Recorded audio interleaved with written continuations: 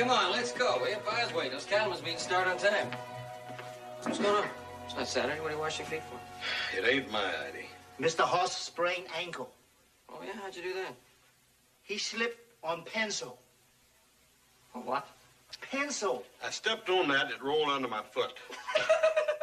Don't worry about it. It's only writer's cramp. Yeah, I'm going to that dang meeting. No meeting. You keep foot in hot water. Oh, there ain't nothing wrong with it. This dang pocket jockey just wants to play doctor. Nothing wrong. It's... Ah! Ow! You keep foot in hot water. Bandage, plenty rest, pretty quick, ankle all right. It is a little swollen, ain't it? Go, you go to meeting. Okay. You stay here, keep foot in hot water. Take care of yourself. I'll tell all the guys in town about your horrible accident. Yeah, give him my regards. 真係啊！你個衰鬼咁大個仔唔識音心靈，不如一日同你打理晒，都係冇法子。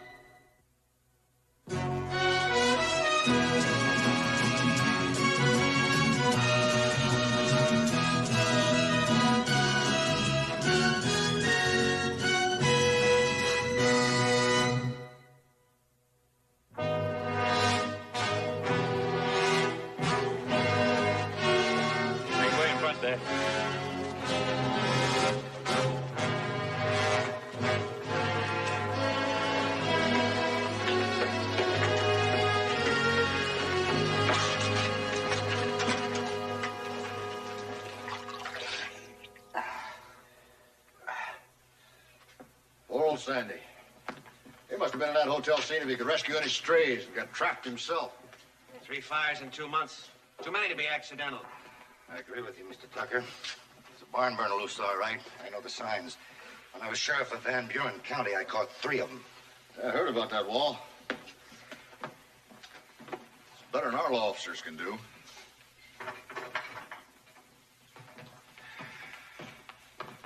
Tom, any word on Sandy? No, not yet. Doc said he'd come over as soon as he could. What about Mrs. Lund? Oh, she turned up all right. Angry, but safe. 3 fires in 2 months. Somebody's setting them. Mr. Tucker, as dry as this town is, any chimney spark could start a fire, and you know that. $100,000 worth of damage, and you're talking about chimney sparks? Well, it's a fact, isn't it? No, it isn't. Sheriff! I was poking around near where the fire started. Found this.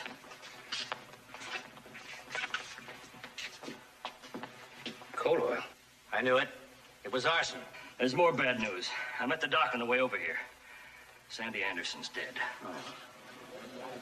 No, it's arson and murder. Well, Sheriff? I'll investigate. Investigate?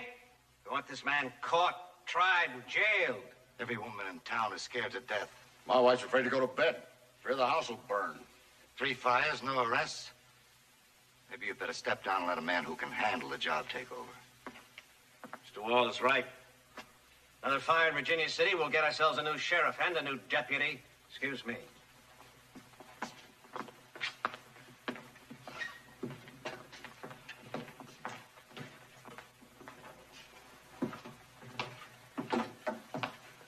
It wasn't your fault. You don't know what it's like being responsible for a man's death. But you're not responsible. I told a lot of people that Aunt Roberta was in the hotel. Sandy Anderson might have been one of those persons. Listen to me, Janie. We know Sandy Anderson was in the hotel and on the second floor before the fire ever started. You see, you had nothing to do with Mr. Anderson's death. Thank you.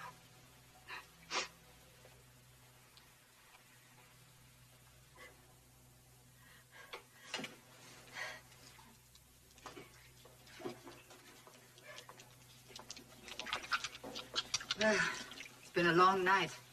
You two must be very tired. Yes, everybody in town is tired, Mrs. Lund. You two are homeless, though. I think you better come out with us to the No, Ponderosa. thank you, Mr. Cartwright. Wade Tucker has been kind enough to lend me his home. Oh, well, We lost our clothes, but we have a place to stay. very nice place. Well, it's closer to the stores than the Ponderosa. Yeah. My niece and your deputy make a handsome couple, Sheriff. I've noticed. She wasn't very happy about coming to Virginia City, but all that's changed now. Janie, we better be going now. We have to be up early. We have a lot of shopping to do. Mrs. Lund, was that why you went back into the hotel to try to save your clothes? No, it wasn't, Sheriff. It was to save my jewel box. It was in the bureau drawer. Good night, gentlemen. Mrs. Lund, since you're carrying that, it might be wise if I walked you ladies home. It's a good idea. The ladies don't mind. We'd be delighted. Oh, Sheriff, Wade Tucker is very angry with you. He wants me fired. He has powerful friends. He's a stubborn man, but I'll do what I can to change his mind. I'll appreciate that. Night. Wade Tucker isn't wasting any time, is he? Oh, you got a lot of friends, Roy?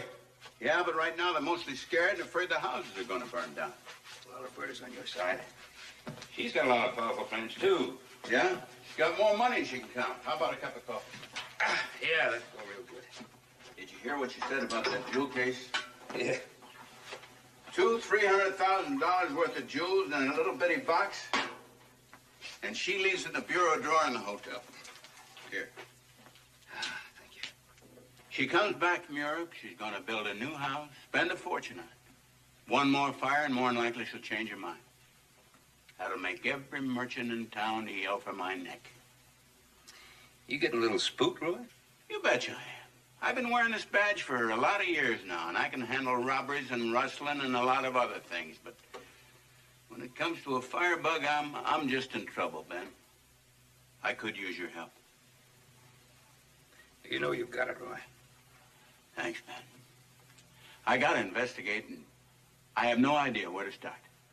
Yeah, it's kind of hard. The ashes from the hotel probably tell us something. We'd have to wait till daybreak. What about those two fires last month? Anything strange about them? Well, there was nothing that I noticed. One of them was a warehouse. Yeah, Silver City warehouse. Building was locked. Cold ashes in the stove. Place just plain exploded. By the time the fire department got there, it was almost gone.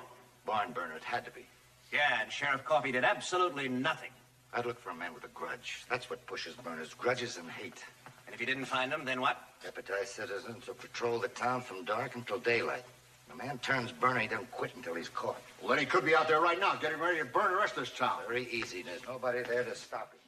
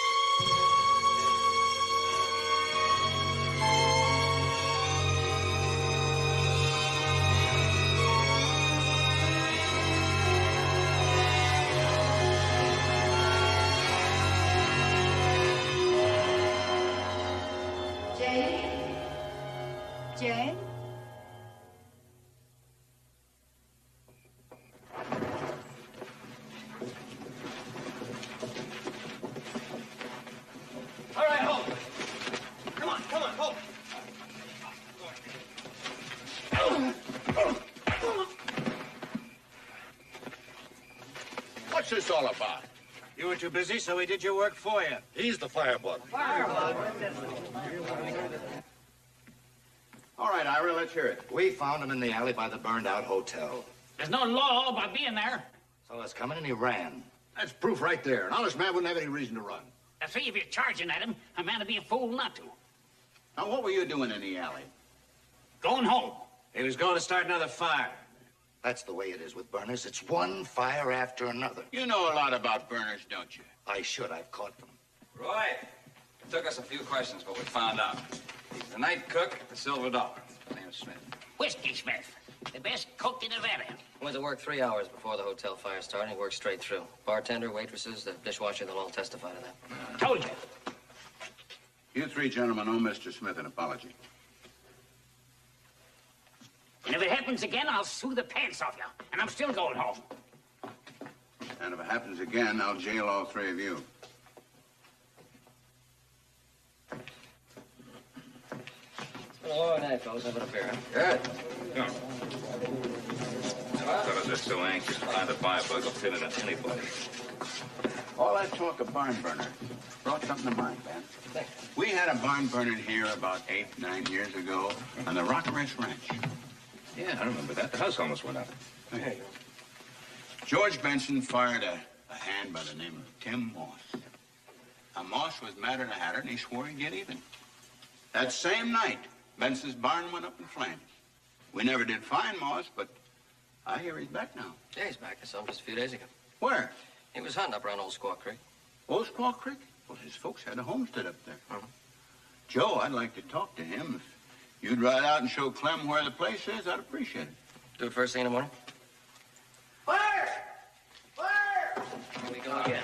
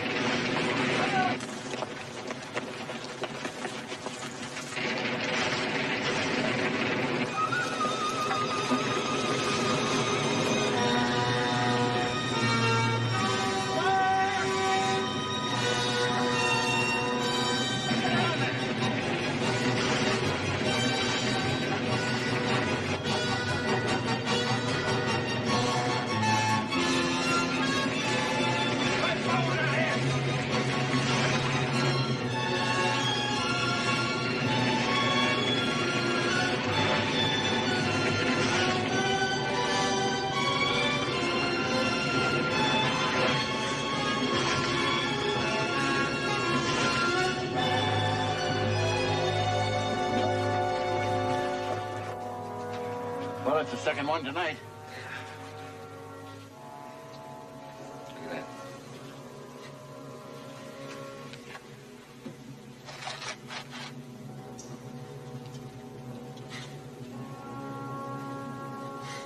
Coal oil again.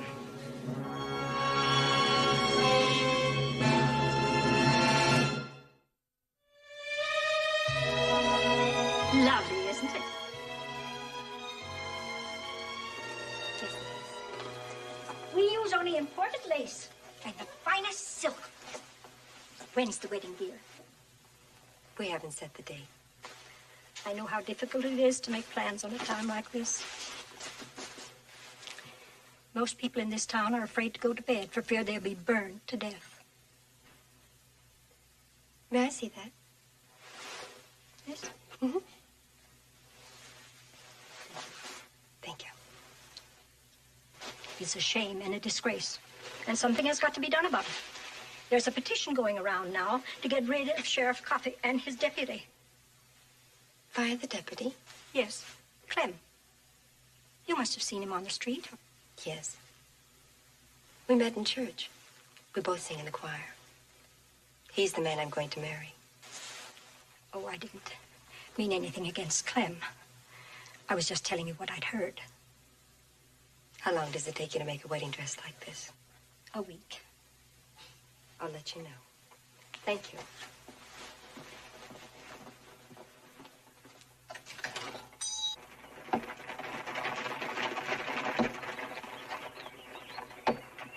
Sounds like somebody's working. Boss's cabin is right up ahead. All right. Let's leave the horses here. We'll walk in.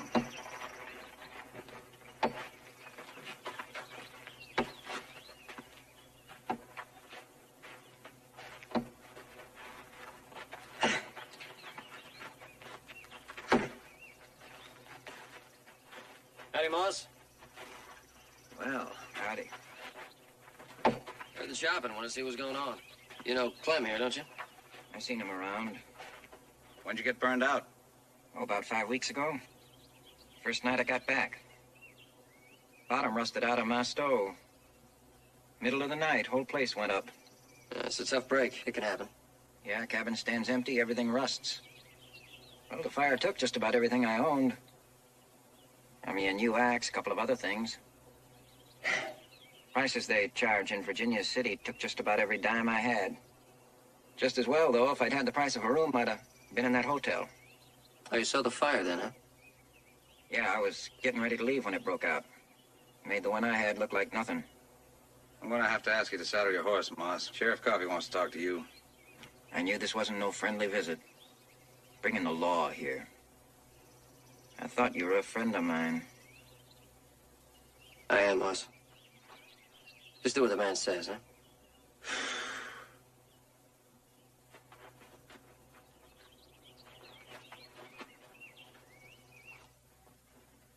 Well, that's 32 names in a little less than an hour.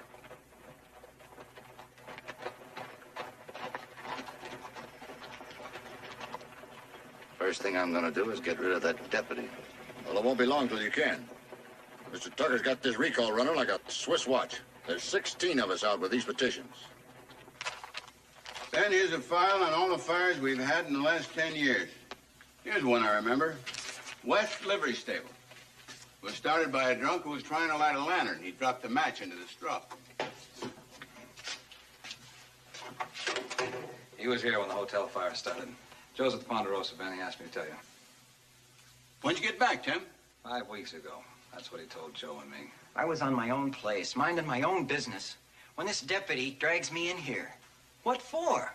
Because we've been looking for you for a long time. I got a warrant for your arrest, signed by the district attorney. Arrest? Why? Well, suspicion of arson, a barn burn, and the Rock Arrest Ranch. Barn burning? The day you left town. You were fired about noon. You swore you'd get even. The barn went up that night. Not me. I was past Carson then, heading south. Oh, I didn't even know about it till now. In any case, I've got to hold you. The warrant is still in force, so let me have your valuables. I'll keep them safe for you.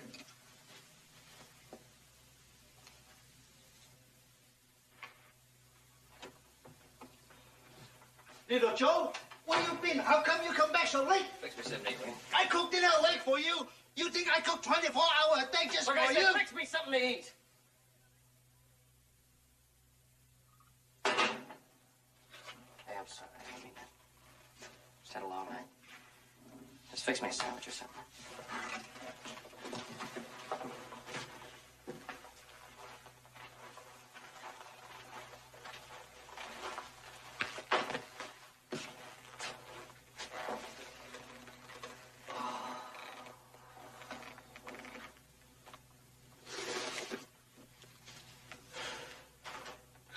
You look beat. Yeah, I'm tired. When the doc came out to look at my ankle, he told me about the fire. I mean, make that plural. Fires, more than one. Is that a fact? You have any idea who's behind all this? They got Tim Moss in jail. I don't think he had anything to do with it. Why'd Roy arrest him? Pressure. And to arrest somebody, the whole town's on his back. Moss was the most likely candidate because he was mixed up in that barn burning over at Benson's place a few years ago. There was a reason for that. He and Benson had an argument. Benson fired him. No reason for him to burn the hotel in Virginia City or burn anything else. That makes sense. You know, arresting him and putting him in jail, that ain't the end of it. They still gotta let him stand trial. That's the part that worries me.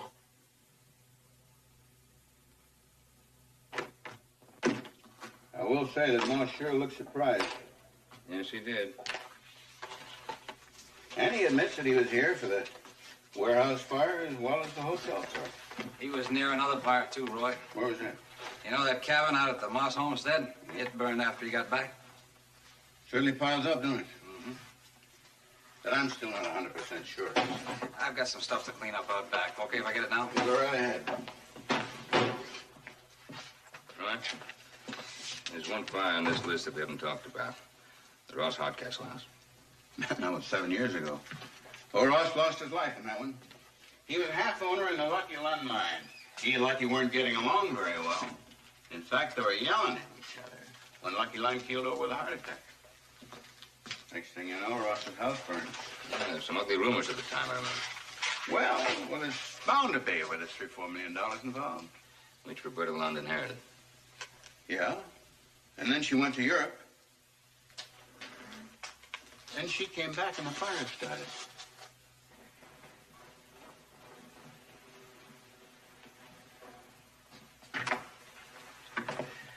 Tell Mrs. Lund that Sheriff Coffey and Ben Cartwright are here to see her, please.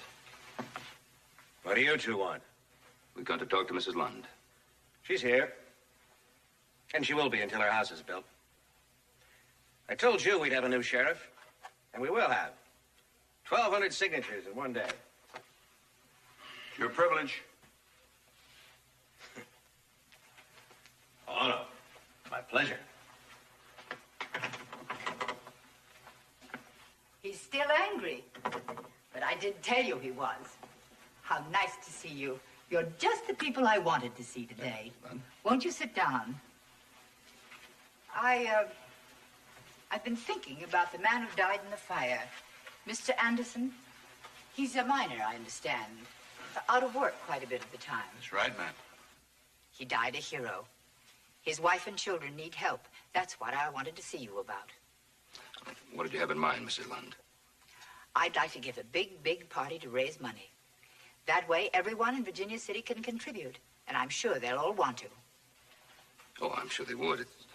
I'm just wondering if this would be the right time for it. Next week? Well, yeah, I think right now, most everybody is pretty worried about their own homes going up in flames, and I don't think they'd want to go anywhere. I'm just wondering how many people would show up at that party. I hadn't thought of that. See, as soon as this whole thing is cleared up, I think everybody would be very happy to pitch in and help you make this the biggest party that ever was. How very nice of you. Thank you so much. Mrs. Lund, Mr. Cartwright, I realize that I haven't asked you why you came to see me today. I think I can guess. I profited by a fire in Virginia City some years ago. I hear there are some people who think I set that fire. I imagine even my name is on your list of suspects. Well, there is just one routine question that I have to ask you. It's, where were you on the night the hotel fire started? I was giving a dinner party at the Nevada Club. You may be right, Andy, but I still think it's his right foreleg. I'll be right with you, Jane. Come on up in here. I hear you caught the firebug. Well, I think so. Sheriff Coffey's not so sure. Is he mean looking? Oh, I guess you could say he's mean looking, yeah. What's going to happen to him? Prison for life, if he's found guilty. Man died in a fire. I feel sorry for him. You don't mind if I feel sorry for him, do you? No, I don't mind. Oh, you're a very pretty girl. I'm a very lucky guy. I hope he still thinks so after I tell you what I did. Oh? Aunt Roberta wants to have an engagement party for us. Oh. And I told her to go ahead. All that fuss. Isn't there some way we can get out of it? Women like that kind of fuss, Clem. Besides, it's only a small party day after tomorrow. Women like it, do they? All right. I surrender. And I went shopping for a wedding dress. I don't mind you shopping, but we may have to wait. Because of the petitions? Why, sure. I may be out of a job. Clem, I've been thinking about that. Why wait? I mean, you can quit your job now and we can get married right after the party and go away. We can go to California or someplace. I mean, you can find another job and I'll find a job. Go away? I thought you liked it here in Virginia City. Not really. The only thing I've ever liked about Virginia City is you. Please, Clem. I want to get married as much as you do, Janie, or more. But we can't. Not until this firebug thing is over. It's going to be all right. You just hang on. Wait right here for me. I've got to see the sheriff a minute.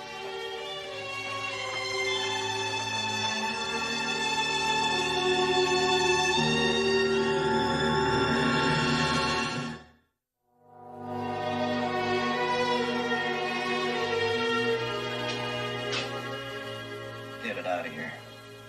I don't want it. You gotta eat something. Why? Is there a law that says I do? No, but there's a law says I gotta put it there. Sheriff? If you was locked in here, the whole town getting ready to send you to the Iron Hotel, you wouldn't eat either. That's your choice. Sheriff, I didn't set any of them fires. Sheriff, that's the truth. I swear it. Sheriff, you gotta listen to me. You gotta listen, Sheriff. Somebody's gotta listen. Sheriff, you gotta listen to me. That been going on very long? He's been like that for 3 weeks now. He insists he's innocent. Well, most guilty men do. The point is that there's been no fire since Moss was locked up. Well, Roy, you feel a little more certain about him now? Ben, I wasn't until I heard that George Benson, that's the man who fired Moss, was at the hotel at the time the fire started. Motive, Moss still trying to get even. So that wrapped it up for me. Well, Roy, I think there's something you want to hear. Dr. Quinn and I were talking in the Nevada Club, and he told me something that... Well, stop, sir. Well, now, some of this is supposition, but there is medical evidence to support a lot of it. There are people who are mentally ill who set fires without motive. They're not looking for money or revenge. They just like to see things burn. You're trying to say that Moss is not guilty? No. I'm saying that the mental illness does exist. And Moss may have it. Well, that's possible. Those who do are moody, depressed, withdrawn, just before they set a fire. Happy when they watch the fire, and fulfilled afterward. I've seen a lot of these cases. I paid my way through medical school by working in an insane asylum. Well, then you've really seen these people. Oh, am I interrupting? No, Clem. I said my piece. I'm on my way. Well, thank you, Doctor. Well, I thought you should know. Well, Roy, I'd like to come back tonight and talk to Moss, if I may. That'll be fine, Doctor. Thanks for coming. Clem. Mrs. Lund's having a little party tonight for Janie and me. We'd both like to have you, Joe, and Haas there. Well, a party? Gee, I'm not going to have enough time to get to the ranch and get back and, Well, she knew you were going to say that. She told me to accept no excuses. You can come on as you are. I'll pick Joe up at the hotel. We'll be there. Fine. All right. Roy? See you later. Yeah, man. Is that stuff from Sacramento? Oh, good.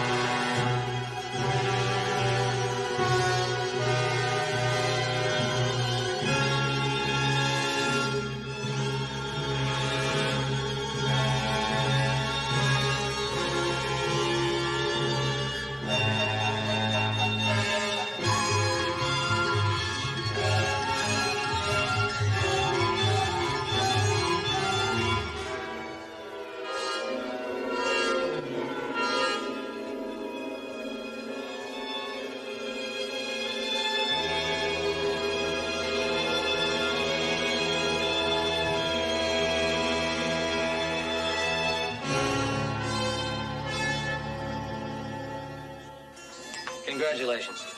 To a long and happy life, and may all your children have wealthy parents. Thank you, Joe. Just in time, I'm going to make a little longer toast this time. Poor Dr. Dyken. There hasn't been too much sunshine in Janie's life. Her mother died when she was born. Her father could never forgive Janie for her mother's death. Where's he now? He died tragically. After that, she was in boarding school for a while and passed back and forth from one relative to another. Then you came along. She should have been with me years ago. Well, look, Clem, you've already got your girl. I think I better go find one for myself. I'll see you two later. Do we really have to wait, Clem? Oh, Janie, I've got a job to do. If I pick up and quit and just walk away, I'd have a hard time finding work as a deputy anywhere else. A new place. I just think it'd be better for both of us. Clem, I'd like to drink to this very happy occasion and wish the both of you the best of luck. Thank you, Roy. I swore in a new deputy tonight, but just to keep his eye on the jail so that I could make this celebration. Would you excuse me for a moment, please? Sure. Yes. Hey, that champagne makes a pretty good drink, don't it? Good.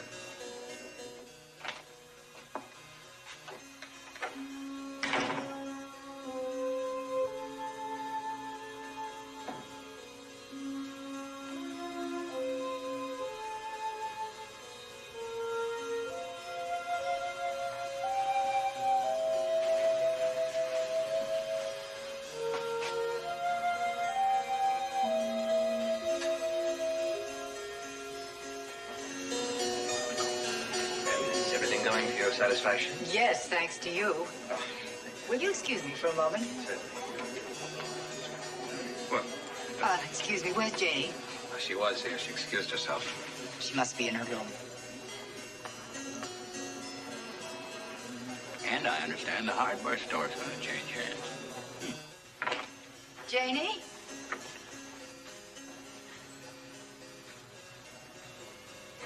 Something was bothering her. I guess maybe she thought her nose was shining. You know what I think it is, Roy? I think she's a little nervous about getting married to Clem here.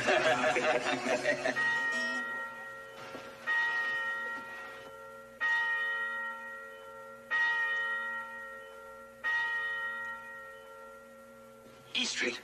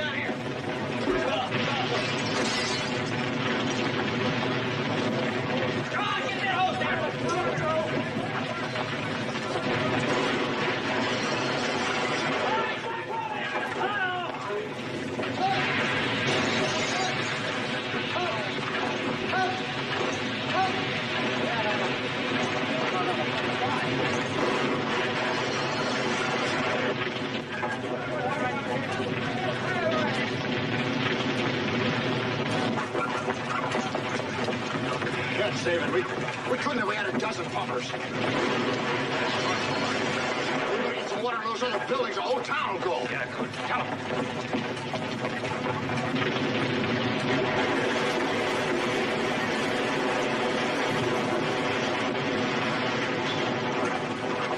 Roy? Was there 2 fires tonight, the hotel booth? Yeah. And 2 the time before that? You think there'll be another one? Anything's possible with everybody down here. Somebody's got the whole town to work in. Right, we better start looking. Roy, the side street and the alleys. I'll take everything west of the jail. All right, we'll split the rest. You go down that way. Start the car, boys. We can't save this. We're going up the street.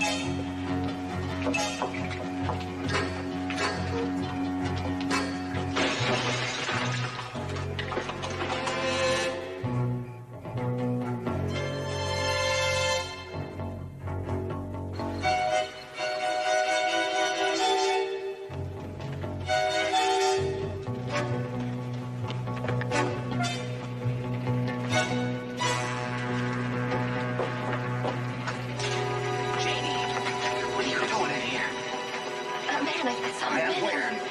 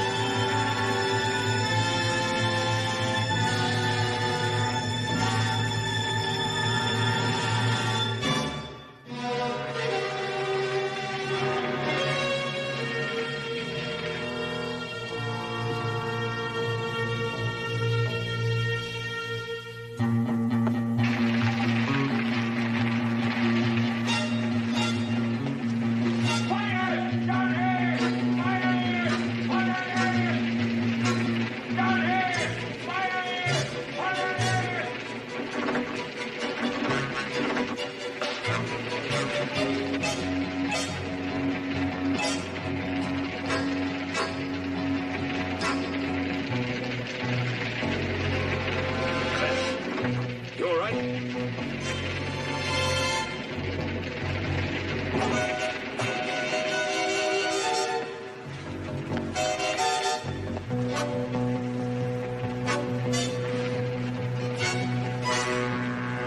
Get the fire department, get the chief, get it down here fast.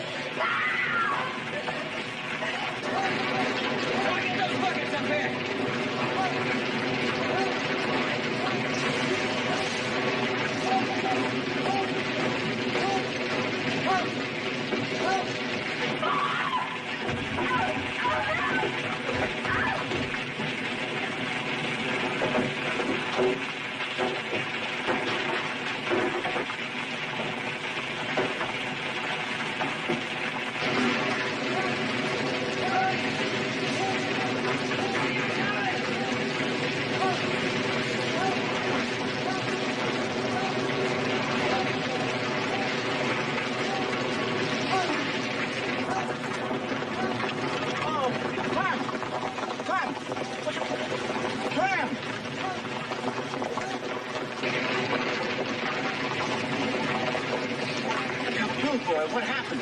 Tell me about it.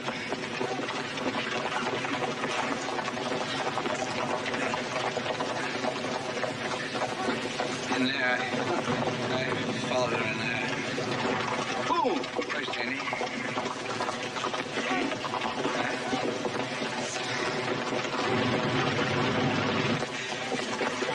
No, Jenny? Jenny? She's in there. She's in there. She's in there. Oh, Tom, take it easy. Take it easy. Clem, there's nothing you can do.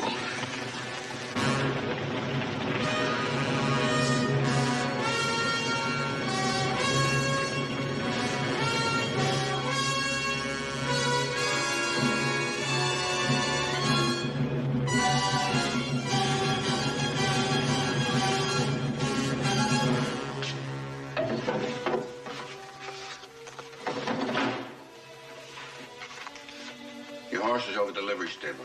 That's one of the few buildings that didn't burn down. I hope your deputy's all right.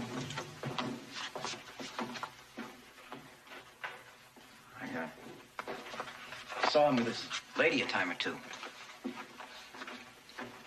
She was mighty pretty.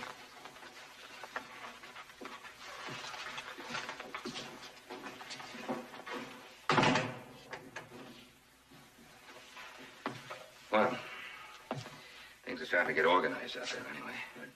The Army's sending over tents. They're going to set up just to the east grove there, just outside of town. Mm-hmm. And they're going to set up field kitchens and food and shelter for anybody who needs it. Good. With most of Virginia City burned down, just about everybody's going to need it. Yeah. Where's Clem?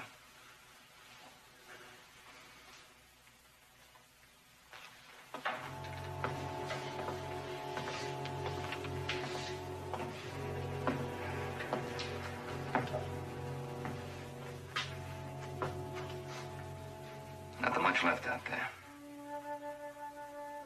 There's nothing left out there.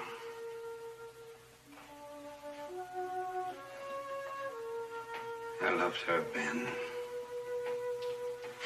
Why?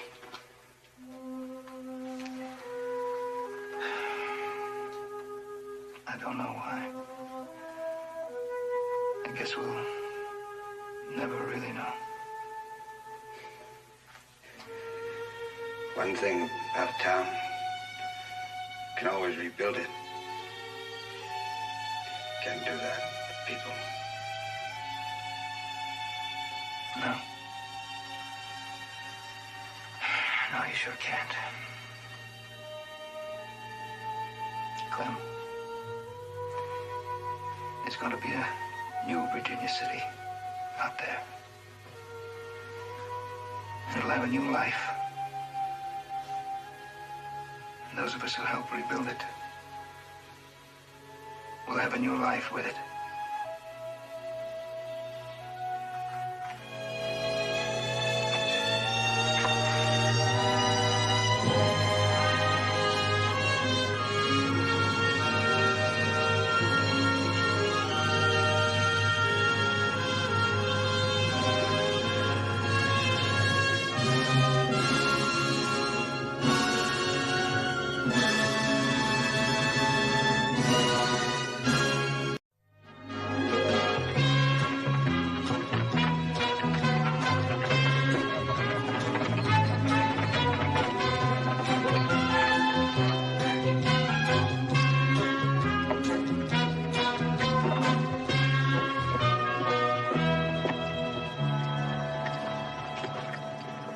Never believe it, but this is one spring that never went dry. We came to the right place. Nothing now. But the grass around here used to be knee-deep this time of the year. That's what I said. We came to the right place. Yeah, I know. But I wish I believed it the way you do.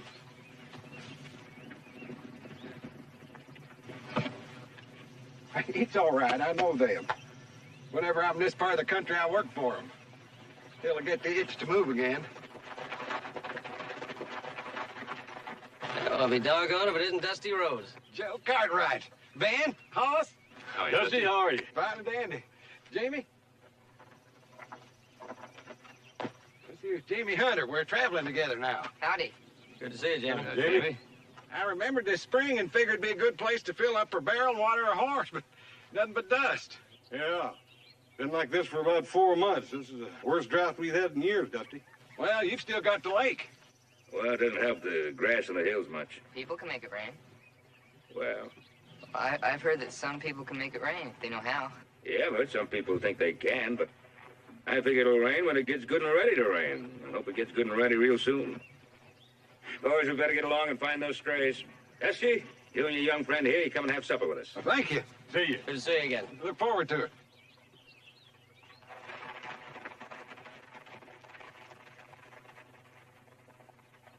If the Cartwrights don't think you can make rain, nobody else is going to think so either. But this isn't the only place suffering drought. We'll go on to Carson City and try our luck there. No, we won't. They need rain here in Virginia City, and I'm gonna make it.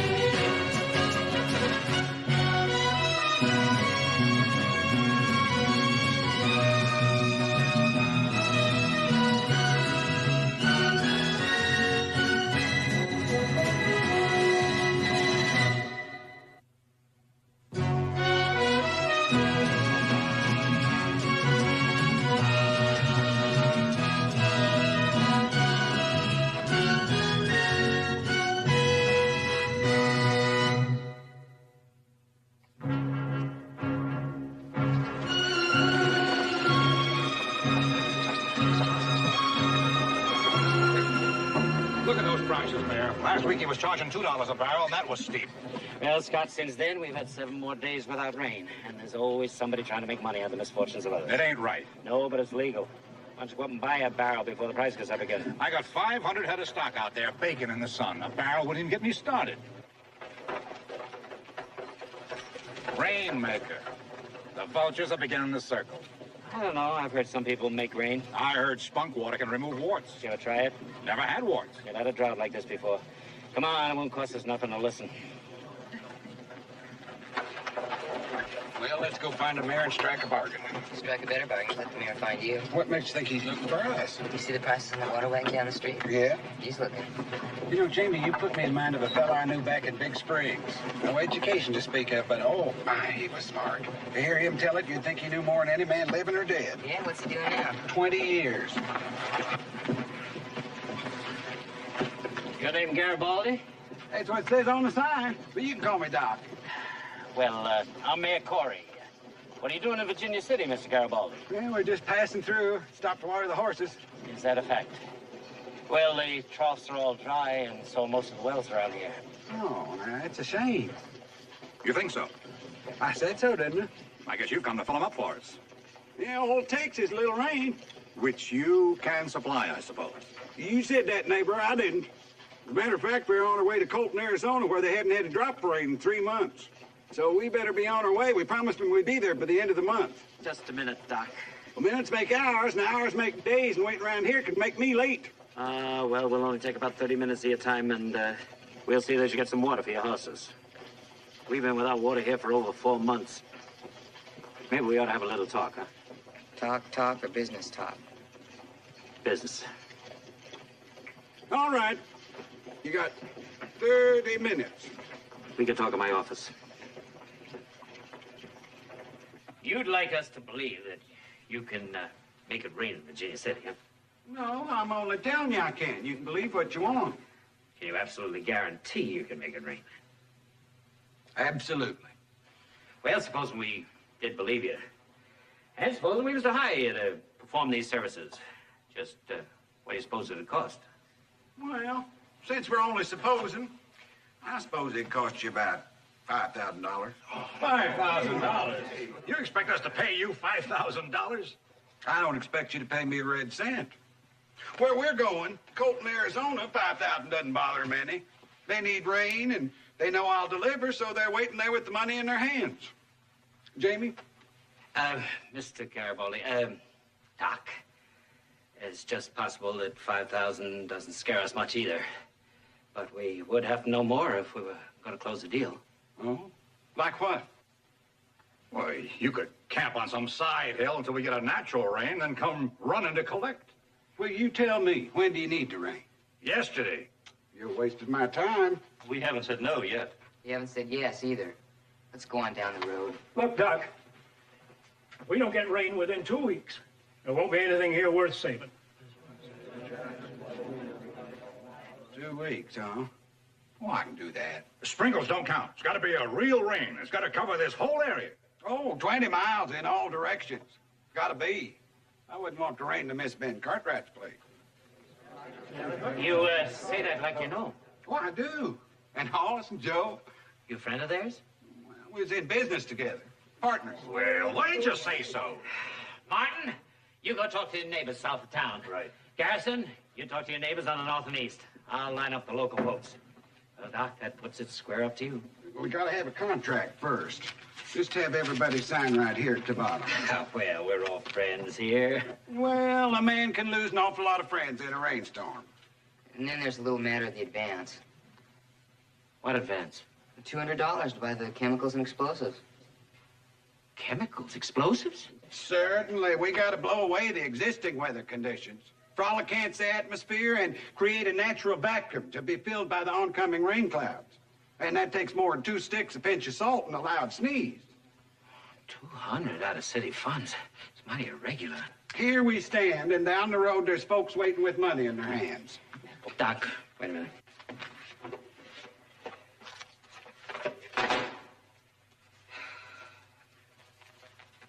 Here's your advance. Well, thank you, Mayor. I'll be back for that contract tomorrow.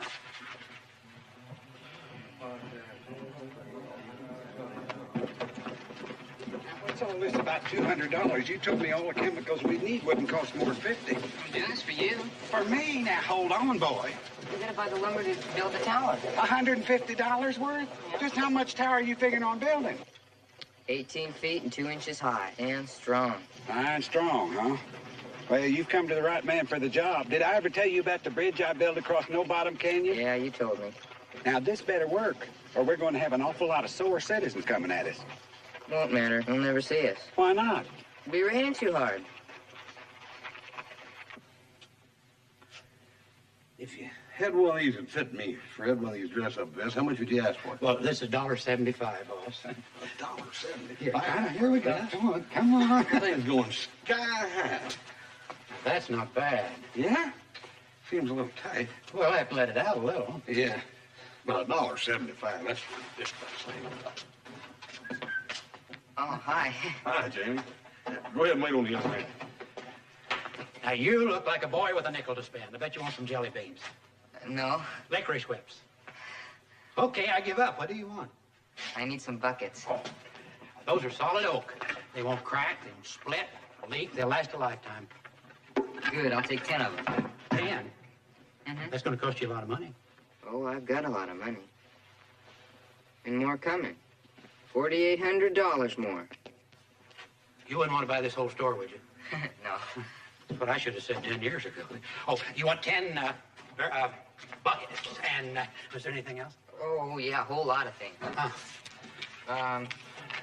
20 gallons of turpentine. 20 gallons terps. 15 pounds of sulfur. 15 pounds of sulfur. 20 pounds of soda.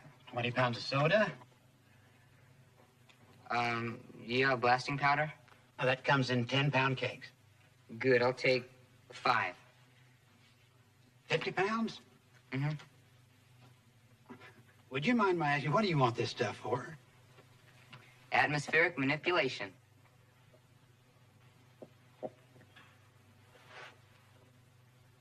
Oh. I guess that explains it. Was there anything else? Oh, yeah. 20 pounds of salt. 20 pounds of salt. You have that? Yes, uh-huh. Yeah, right there.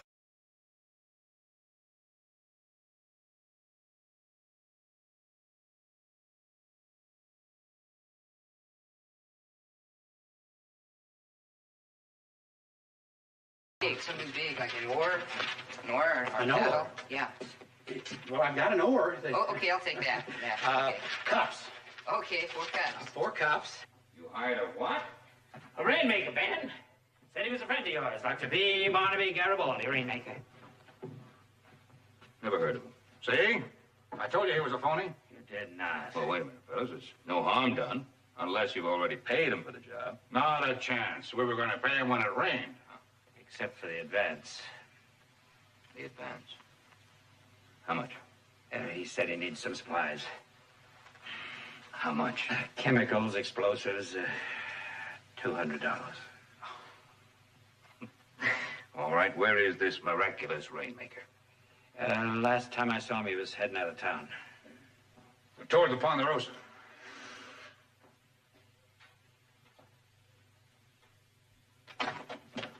Howdy, Hoss. Oh, howdy, Dusty.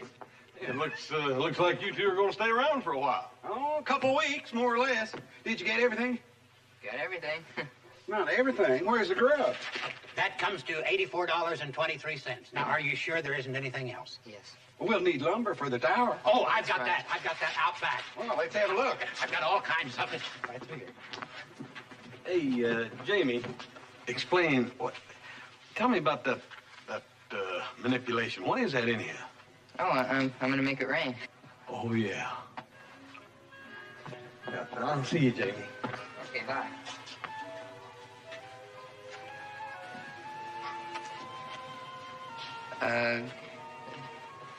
Something wrong?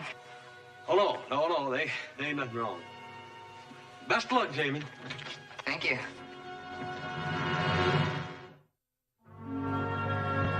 Here she comes.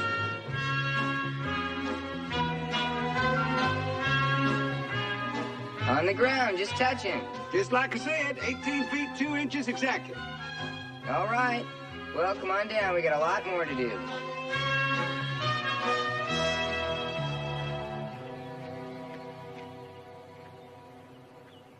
One quart of iodine.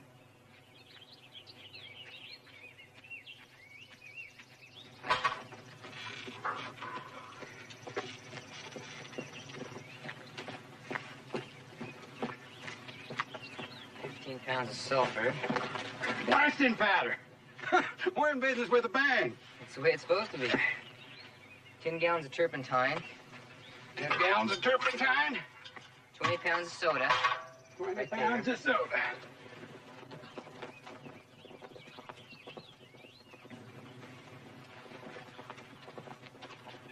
That could mean trouble.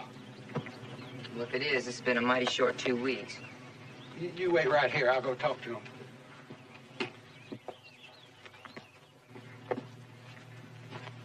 Howdy, neighbors. Howdy. Something wrong? Yeah, it's sure some piece of construction you got there.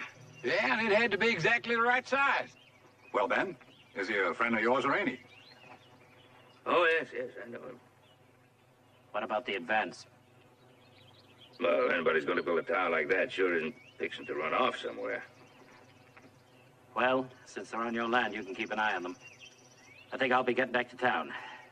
It's a comfort to know he's a friend of yours, and you'll vouch for him. I'll see you back in town.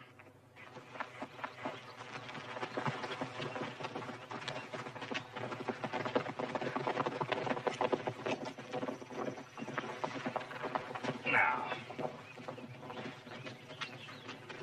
Come here. Where'd you learn to build like this? Well, you know that trestle over Walnut Creek? Yeah. Well, I did 6 months carpentering on that trestle. Did you? Well, what's it for? And what about that? B. Barnaby Garibaldi, Doctor of Precipitative Practices. Now, would you mind explaining to me where you got that rig and that new name? Why, sure, man. Jamie? Everything all right? Everything's fine. You can put the gun away now.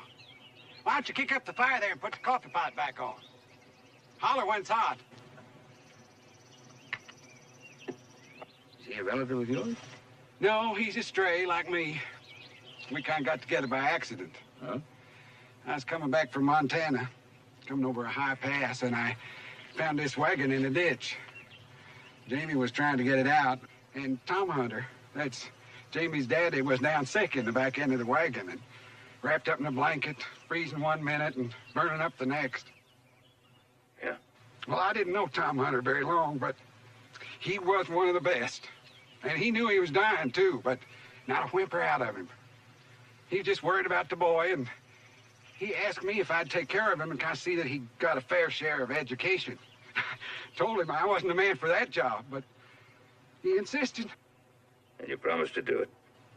Yeah. But like I said, he was one of the best. Coffee's ready. Be right there. Better responsibilities taken, huh? Oh, it ain't been too bad so far.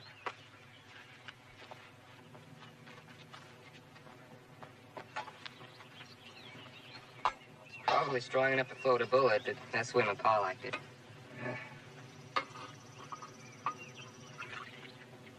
Oh, yes, it's strong, all right. You old enough to drink coffee? I'm old enough to take care of myself. I'm old enough to drink coffee. I'm old enough to take care of him, too. Now, just a minute. You're might confused, aren't you? I'm taking care of you, remember? Well, I might confused. Now, you're Dusty Rhodes, and you're Jamie Hunter. Who's this Dr. Garibaldi? Nobody really. The name just kind of goes along with the wagon and the book. And Dusty's a bad name for a rainmaker. Yeah, it sure is. Now, what makes you so all-fire certain that you can make rain? I'm not sure, but he is. It's all in the book, Mr. Cartwright. My pa wrote it all down, step by step. Well, son, I sure don't mean to be disrespectful to your father. I just don't believe that it's possible to shape or twist nature to make it do whatever you want it to. I'm sure you can. You can dam up a stream and water a field. You can plow up the ground and spread fertilizer around and plant corn where nature's growing nothing but weeds and wildflowers. Well, of course, you can do that in the ground, but you can't make rain out of the sky. No, no more than you can make corn out of the ground. But you can plow the ground and plant the seed.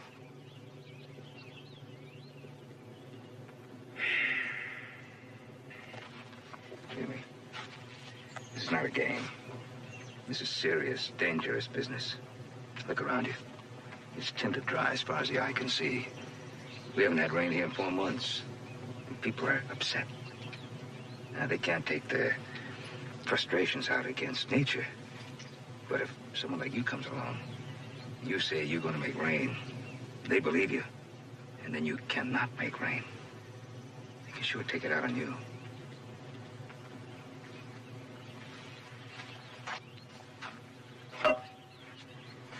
We get hard, Mr. Cartwright.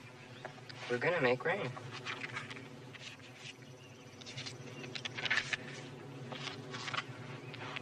Thanks for the coffee.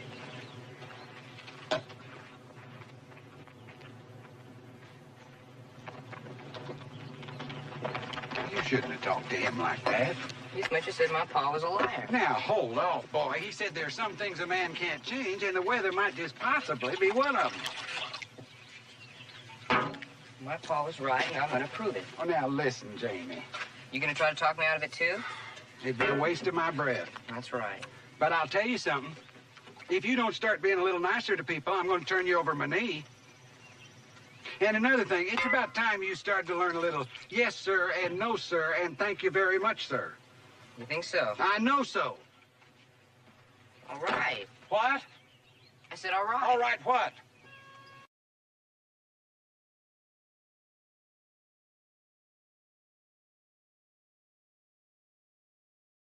Thing.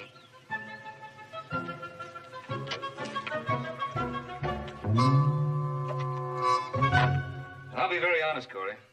I don't think there's a man alive who can make rain. It's not a happy thought, Ben. No, it sure isn't. We got to let him try, Ben. Things are desperate now. Getting worse by the minute. Not so bad for you, man. You got a whole lake full of water. Yes, and no grass.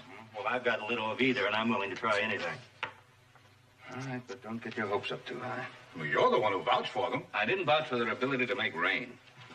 Well, if it don't rain, you were right. If it does, you get the benefit without paying. Gentlemen, if it rains within the next 2 weeks, I'll be more than happy to pay my share.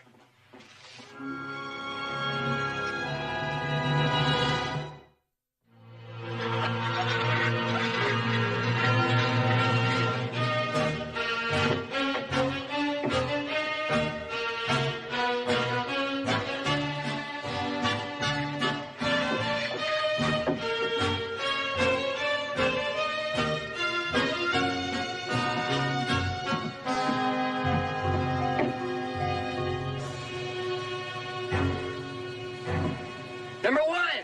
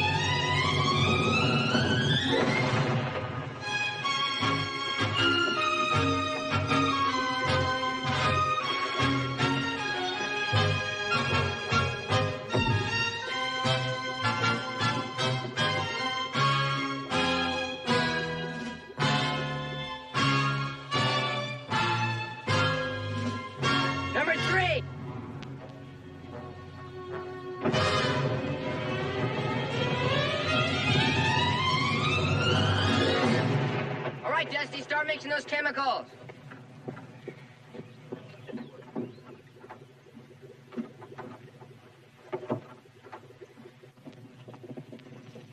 What's going on here? We're preparing to sow the seeds, Ben.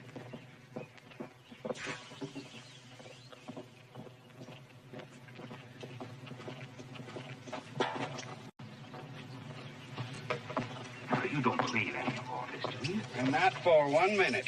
Well, why are you doing all this? Why don't you just stop it before it goes any further? Well, I don't know how we can do that, short of tying him in the back of the wagon and riding him out of the country. I got a book here that a friend of mine gave me in town. It's all about frauds and confidence games, and there's a whole chapter here about rainmakers. Now, we can prove to him that you cannot make rain. Won't make a bit of difference. Well, we can prove it. Ben, all you've got is a book that says he can't. He's got a book that says he can. Now, just what have we proved? Dusty, this book was written by an authority. And his book's written by his pa. Well, his pa was wrong. But Ben, he's heard all that. He's heard his dad called a charlatan, a fraud, a scoundrel. He's seen him run off and chased away. Why, he's even seen him tarred and feathered and ridden out of town on a rail. Well, then he knows that it's dangerous. Better than either one of us. That's what killed his daddy. You saw all this? Yeah. They worked Jamie over with the Willis switch while they were at it. When his pa died, Jamie latched onto that book and set out to make it rain. With a vengeance. I guess he's trying to prove to the whole world that those people were wrong and his daddy was right. Hi, Jamie. What are you doing here? Well, I just came out here to help. Why? You don't believe in anything I'm doing. It's just that we have different opinions, Jamie. I know we do. Why do you want to help? Well, they asked me in town to come out here and keep an eye on you. And, well, as long as I'm out here, might as well help. Well, as long as you're here. Come on, Dusty. We got lots of work to do. We're wasting time. Remind me to teach him how to say please.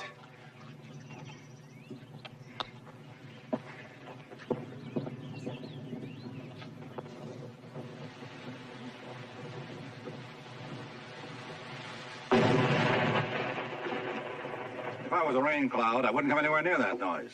I said I'd pay my share, but I'm beginning to wonder.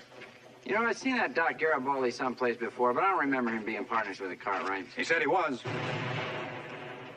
What do you figure he's doing up there anyway? Wasting our time and our money.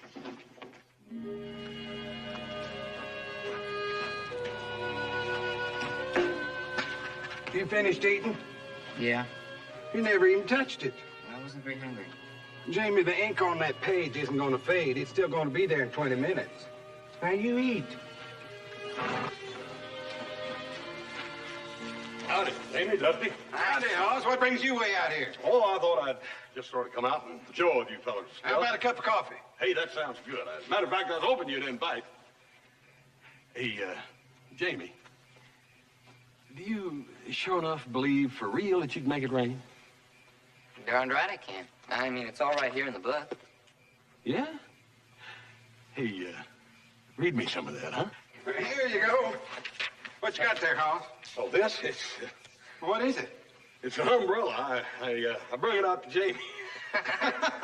Thank you. Yeah. Read me, boy. Read me. All right.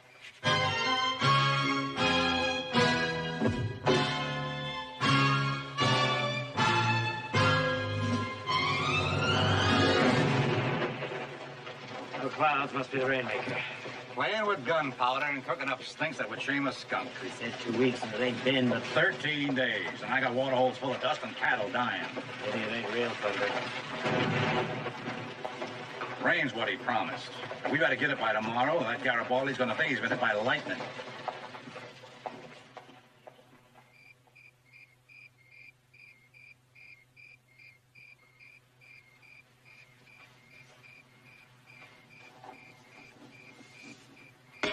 That makes 9. Here's the soda. That's ordinary soda. Use that in a rain-making mixture? Mm-hmm. Use salt, too. And sulfur and turpentine and Things people keep in their pantry shelf. If it ain't what's in it, it's knowing how to use it.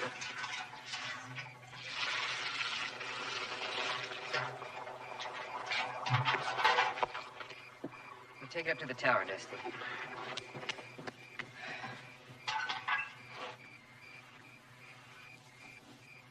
There's a lot of stars up there. The clouds will come. You'd be surprised how fast they pile up once they start. Well, I'll tell you, if the rain doesn't come. I still got the rest of the night and all day tomorrow.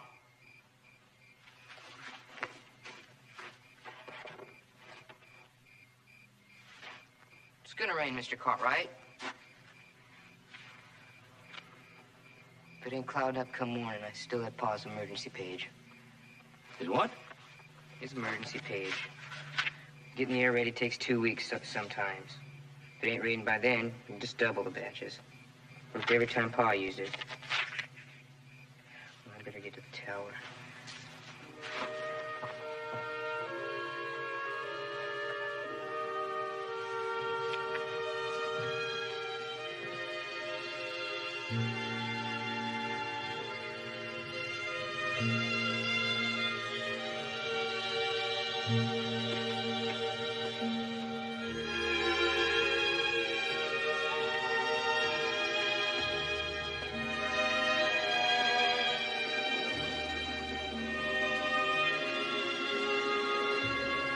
Jamie?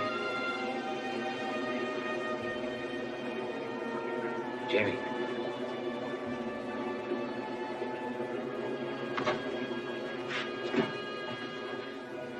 I'll take care of that for a while. You get some sleep. No, I'm not sleeping. I'm wide awake. So am I. Well, if neither one of us can sleep, I'll keep you company.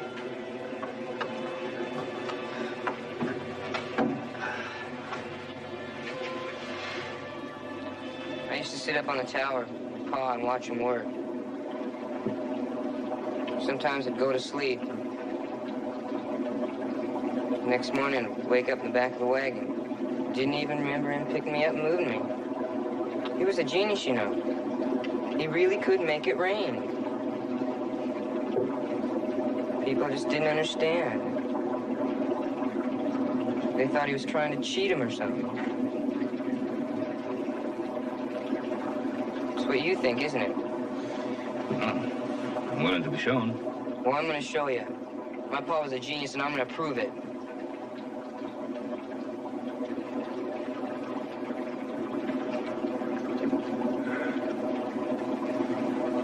You getting a little tired? No need for both of us to be up here. That's right. One of us could be getting some sleep. That's right.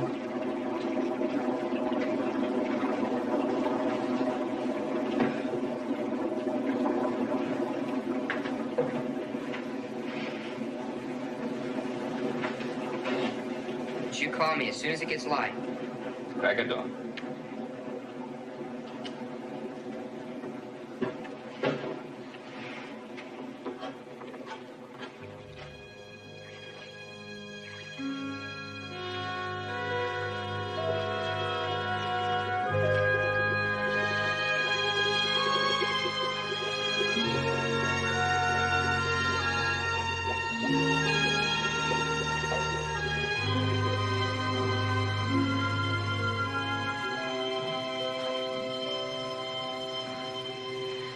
No.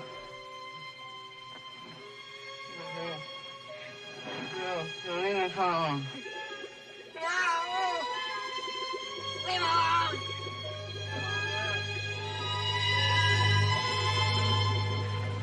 Leave him alone! Jamie! Leave him alone! Don't touch my paw! Don't hurt him! Please leave him alone! Jamie! Don't! Jamie! Don't touch my paw! It's all right, boy. It's all right. Jamie, Jamie, come on, wake I'm up. gonna get the Wake up, towel. wake up. Wake. Yeah, everything's all right now. It's under control. Come on now. Okay. Well, I was dreaming about my paw. You were having a little nightmare. I was yelling, huh? Yeah, you were yelling. I'd done it before. Pa used to wake me up. For a minute, I thought you were Pa. I was dreaming about grass flat. I could smell the tar boiling. And they were coming at us from every place. Tar and feathers. That's what they did to my pa. You better get some rest now. Tomorrow's a big day, Jamie. I'll go tend to things. You try to get some rest, Jamie. There were rain-making jobs after grass flat. We'd just get started. The drunks would come and call my pa a fool and a cheat. And lots worse. We'd run. My pa was sick and shaking, and he just couldn't wait for the air was ready. I ain't running. Of course you're not. Now, come on, lie down. I ain't running. Come morning, I'm gonna show everybody. I'm gonna double the badges, and I'm gonna show everybody that my pa knew how to make it rain. Of course you will. Come on, lie down. Come morning. You'll see. Come morning.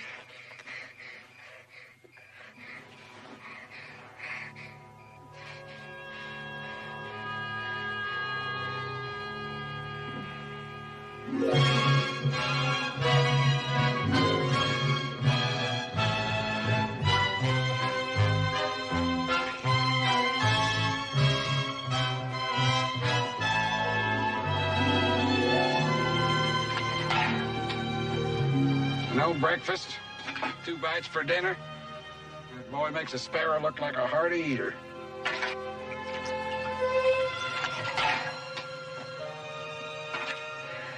He's worried. He's not alone. I never was a believer, but I admit I did a lot of hoping.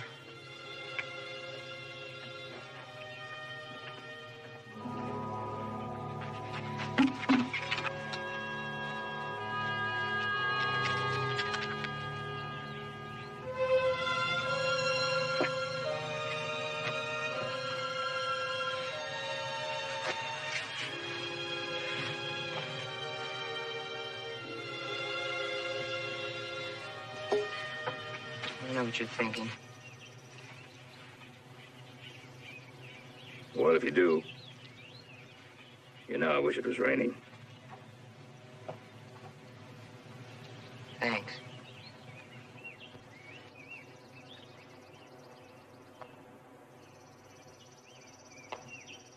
It's only 4 o'clock. I got till midnight. You got 8 hours.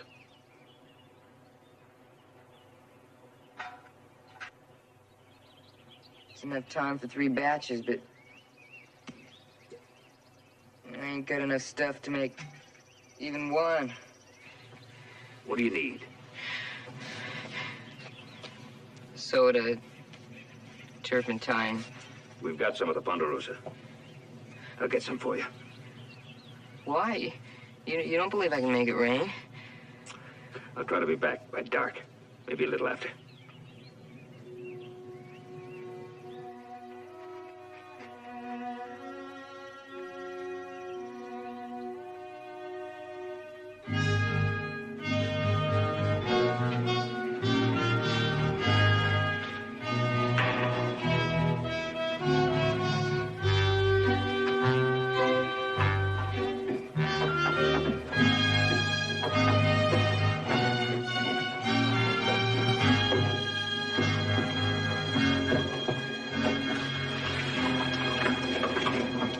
So we get to Mr. Cartwright gets back.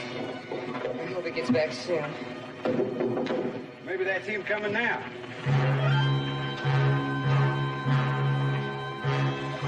Take it easy. I seen that look on the ones that tar and feathered paw.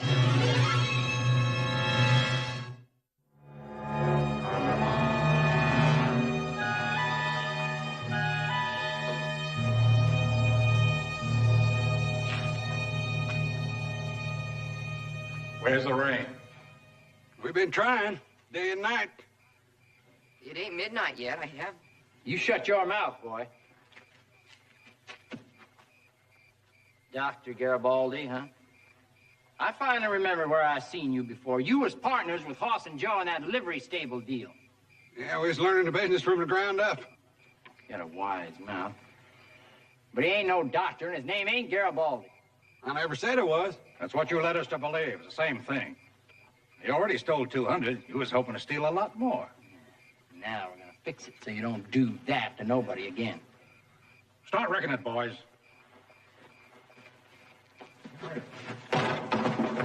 Now, hold on here. You got no right to... What's that, Doc? You let him alone. I'm the rainmaker. Look who's talking. Is your name Garibaldi? No, but I'm the rainmaker. You're a half pint of nothing, boy. You better find yourself a hole and hide. You're gonna get walked on. Stay out of this, Jamie. Get moving, boys. Wait! It's all in here. My pa wrote it all down. He was a rainmaker. He taught me. What are you talking about, boy?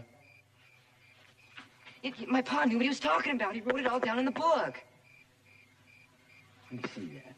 Give me my book. Hey, you give me my... Hold it. Now give that boy his book. And then clear out of here, all of you. You heard me? Now give that boy his book. And then clear out. Give me my book. Give me my book. Give me...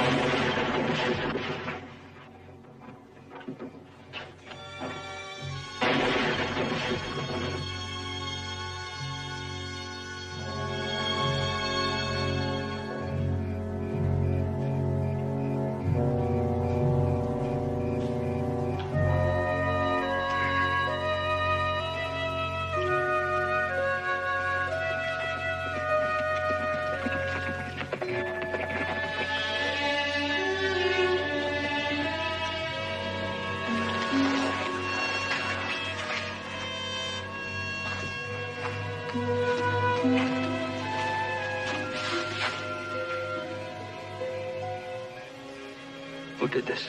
The folks that hired us to make rain. Scott was one, and Garrison.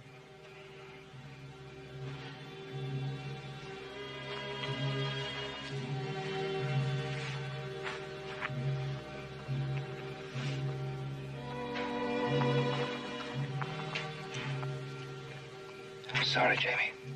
Just a bunch of burnt pages. What's to be sorry about?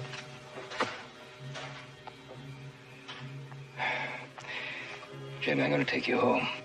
My home's in that wagon, Mr. Cartwright. Besides, I can't leave Dusty. And Dusty will come along with us. I didn't run. I said I wouldn't run, and I didn't. No, you didn't run. I didn't cry. I'm too big to cry. That's right. You're too big to cry.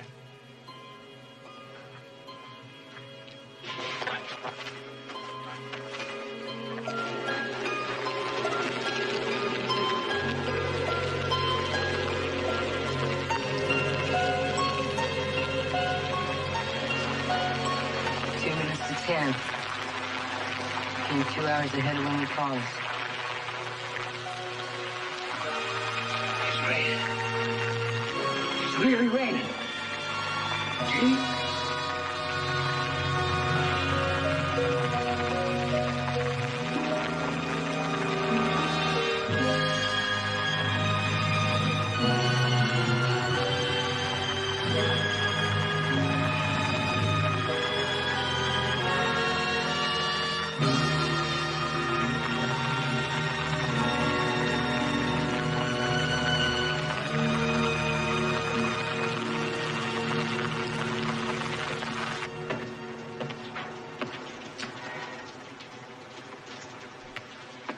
Trespass, assault and battery, destruction of property.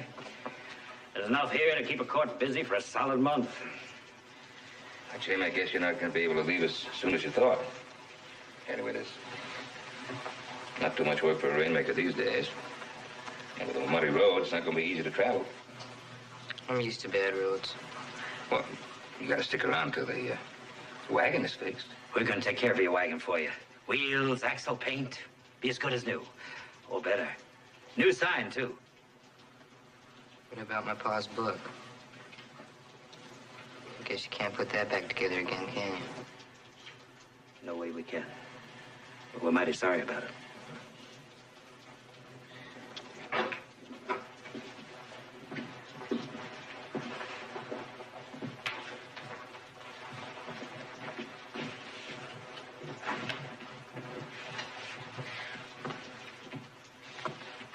Looks like you've been out in the rain.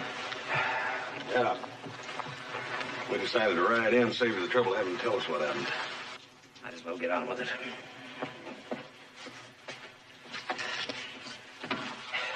We hired ourselves a rainmaker. Rain in 2 weeks so we don't have to pay for it. Night before last, rain started at 10 o'clock. 2 hours before the time ran out. We ain't denying the rain, but we sure didn't hire a boy to make it.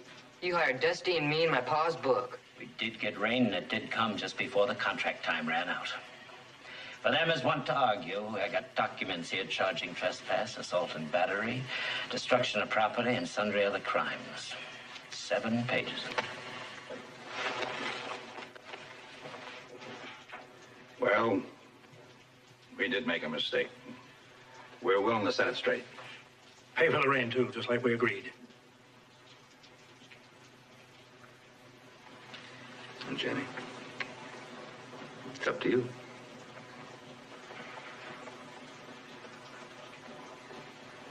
They gotta say my pa made it rain. I just did what he put in the book. Pa made it rain. Your pa made it rain, son. And we're willing to put it in writing.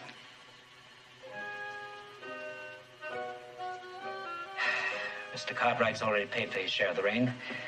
And as soon as the rest of us do likewise, we can forget about the warrants and charges.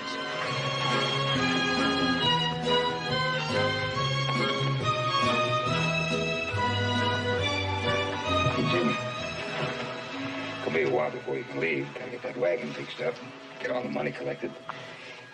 Dusty's gonna work with us in Ponderosa. You're welcome to stay just as long as you'd like. Well, not much on taking favors, but...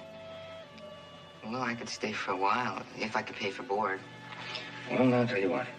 We'll find you a bunch of chores to make it come out even, huh? All right. Hey, looks like it's beginning to clear up.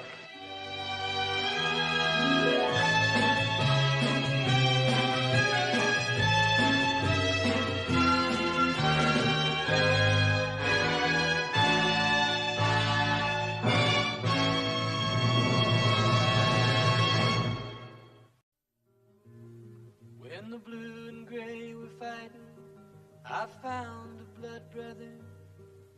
And when the smoke had cleared, we stuck with each other.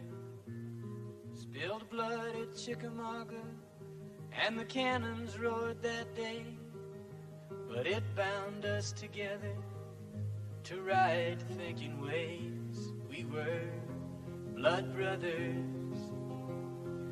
And we're blood brothers all.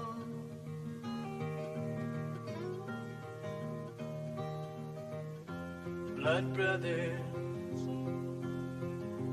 don't let me fall. Now in the days to come, my blood brother learned that he could never work without sharing what he earned. He always had his moment, and I had songs to sing, playing all our music for the love that women bring. We were blood brothers, and we're blood brothers all. Freight wagon coming.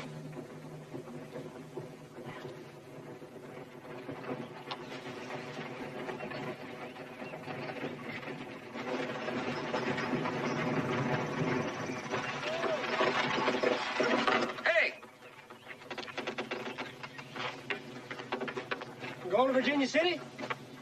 It ain't far. You can walk it. My friend here twisted his ankle pretty bad.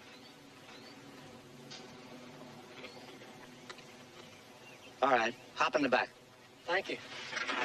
Nice man here, often it's all right. Oh, come on, thank you, nice man. You be okay? Thank you very much. Yeah, All right. all right. I'll make All right, come on, get on. Thank you very much. All right, gentlemen. All right, you bored? Yep. All right, let's go.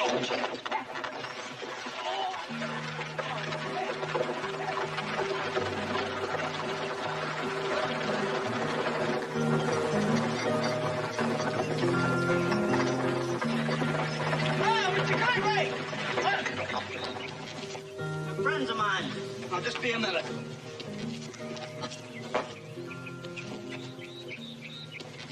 Hey, listen, Joe. Yeah. Don't look around. Just look like we're saying hello and how are you? How's everything at the ranch, Marcus? Oh, fair to fiddling, Joe. Them three on the tailgate. They're worry willies. I want you to help me tie them up so I can take them into the sheriff. Well, just because they wear raggedy old uniforms and keep on the move don't necessarily mean... Hey, Dusty. You know, when I was in Carson City, I remember I looked at a wanted poster. I don't know what it is the guy did, but it seems to me they said he was a worry will. Was there a picture of him? Yeah. I think I could recognize him. Wouldn't hurt to take a look. I'll tell you. Hold it. You just said I said I saw a poster. I didn't say they were on it. they ran, didn't they? Look, I'd run too if you pulled a gun on me. You're going to be sorry. You wait and see. Worry willies are like a swarm of locusts. Where there's one, soon there'll be 100. You mark my word.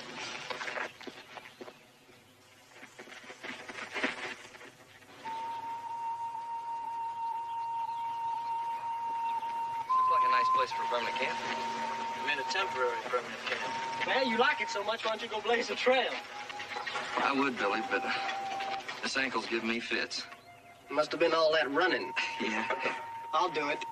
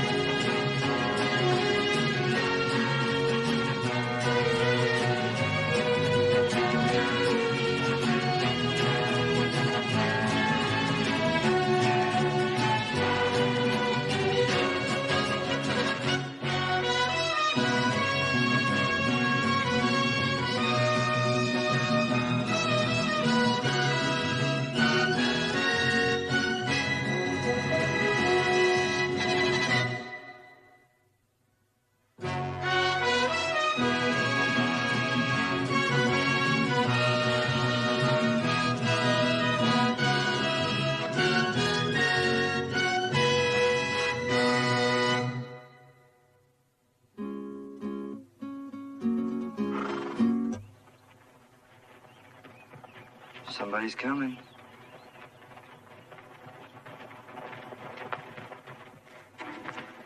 Hey, they were the ones on the buckboard. You better start limping, Pellerman. My name's Joe Cartwright. This is our foreman, Dusty. That's right, Joseph. We're the ones who were on that wagon. And the reason we jumped off and hid out for the woods is... No need to explain. First off, I'm sorry Marcus shot at you. What's second off? Second off, I'm glad it was a bad shot. And third, you're welcome to stay a while. How long a while? Well, just how long do you have in mind? You know, my friend Pellerman here twisted his ankle pretty bad. Sure would like to give it a good rest. My friend Krulak, well... he thinks we ought to settle down and get jobs. No ranch work. I'm no good on a horse.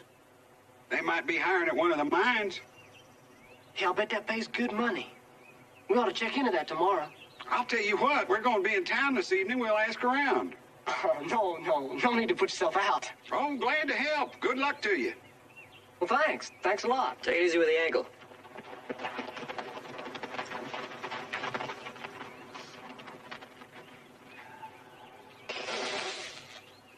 I wish I had a chunk of butter to see if it melt in your mouth. Yeah, well, you know what I'd like? I'd like to see you putting in 10 hours a day in a mine. Oh, there's nothing I'd like better. As soon as this ankle heals. Yeah, you better take it easy on the jigging there. And you know what I'd like? I'd like to stay put for a while. Why don't we? Looks to me like we just found the right spot. What? Howdy. Morning, Dad. Oh, Eddie. All right. Got a list here, and you can take your time in filling it. No hurry. Oh, that's good. I'm gonna have to order some of this. Can I help you, Jamie? I can't afford it. Jamie, I just paid your week's wages for doing the chores. Well, I know, but... Well, I like to kind of keep it in one piece for a while. Hey, Major, I met 3 fellas this morning. They were looking for work. I wonder if you had anything for them. Well, I could use one of them, but just temporary. I think it'll be all right. They're drifters just passing through. Weary Willies. No Weary Willies from me. I don't want them in my store. They're all alike, troublemakers. I haven't heard of any trouble they've caused. They're scum, every one of them. I had my fill of them during the war. They were a disgrace to the uniform then. They haven't earned enough sense to buy a new suit of clothes. They're all crackpots in one way or another. Add a pound of jelly beans to that order, will you?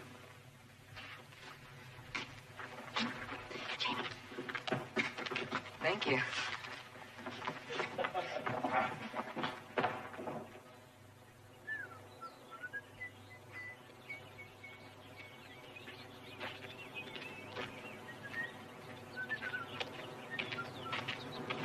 Hey, looks like somebody found a good place. Hey! Let me help you with that. Is it far from here? No, maybe a half a mile. Oh, hallelujah, I'm about ready to drop. You don't happen to have any sugar, do you? Yeah, some. About half a pound. Well, it's my turn to say hallelujah. Hey, what is it, a barn? No, just a field. There are woods to keep the wind off. Sounds like a real nice place. And we got permission to stay. We're going into town for a while if you want to come along. Well, maybe I'd like to dip my hands and splash my face and just sit for a while. Suit yourself. Just a minute, Mills. Mills, let me take that. Woman pretty's used for looking at, not for lifting things. Thank you. It's a pleasure, miss. You own this store? My father does. He lets me close up sometimes, if he's busy. No, I just made up my mind. I'm gonna give you all my business. Now, you're making fun of me. Yeah, little. You mind? No, I guess it doesn't do any harm. Then maybe I'll see you again. I'm here every day.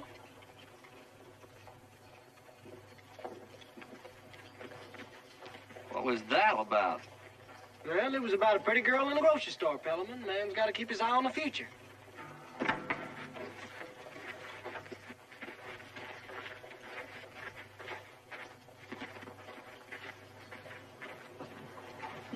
Those fellas bothering you, Angie?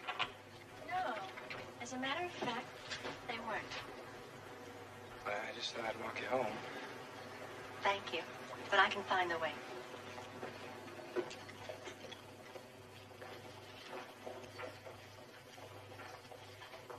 They've got green poker tables at the Silver Dollar Saloon. Watered down whiskey on a hot afternoon. I'm a castaway stranger with $1 or two. Guess you can tell that I'm just passing. Things like a bird, don't he? Smile at that barmaid, Lord, but she just don't care.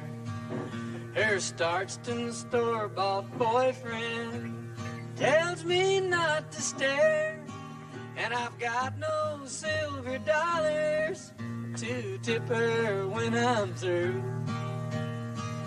Guess she can tell that I'm just passing through. Don't we have a law against vagrants? Beggars? We'll have 2 beers. Right. And one for our friend there. That'll be 25 cents a piece. Price of beer's gone up. In advance. Hey, that song's got to be worth something. Now, look, mister, I can't buy a new keg of beer with that song. Now, you fellas either shell out or get out. Just relax and enjoy the music. Boy sings like a bird, don't he? You heard me. Now, you fellas either walk out of here or else get thrown out. If you need any help, I'll take care of that songbird there. You touch him and I'll tell you what you'll do, mister. Now, you'll get out of here, and I mean both of you right now. I'd rather run. Yes, I'd rather be a man just Billy? passing through.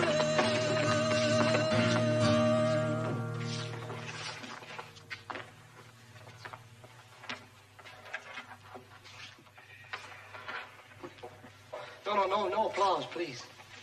The friendly feeling in the room is sufficient reward. Good night. Hey. Hey, are you boys leaving? We thought we might. You still looking for work? Oh, yeah, sure. I talked to the foreman at the Silver King mine. He's looking for men. Just bringing this note to take care of it. Thank you. Thank you very much. We appreciate it. It's my pleasure. Take care.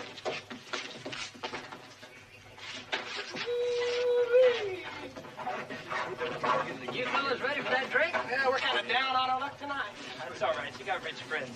You got enough for a couple of rounds. Well, not this saloon. What's wrong with it? I hope you don't think I'm being snobbish, but the people that frequent this place are rather low element, if you know what I mean. Hey, Gusty. What? The two fellows that just joined him. It's the guy on the poster in Carson City. Hey,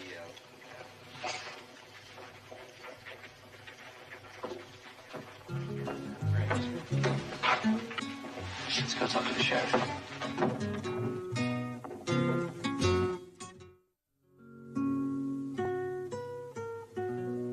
Mr. Cartwright, what's a weary willy?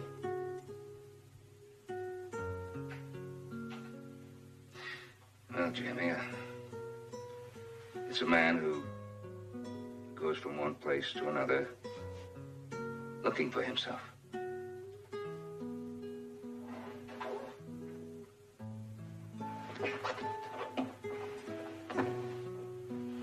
Why?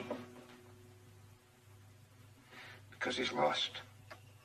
You mean he doesn't know where he is? No. Doesn't know who he is. Or why he's here. Or even what he's looking for. Oh, you mean like someone who doesn't know what he wants to be when he grows up? Something like that. See, a man goes away to war. And he lives every minute in danger. And misery and mud. And he comes back. And he's changed. And he can't figure out why the rest of the world hasn't changed as much as he has. So he goes looking. Mr. Cartwright, Joe's back. Oh, good. Guess he must have got word from the sheriff in Carson City. Huh? Yeah, he was the one, all right. We got a telegram from Carson City. What'd they pick him up for? Well, he was wanted for robbery and murder. A lynch mob started to gather, and he managed to get away. And about 2 days later, they found out they had the wrong man. I guess he just looked guilty. What kind of look is that? Different, Jamie. He looked different, so they figured he had to be guilty.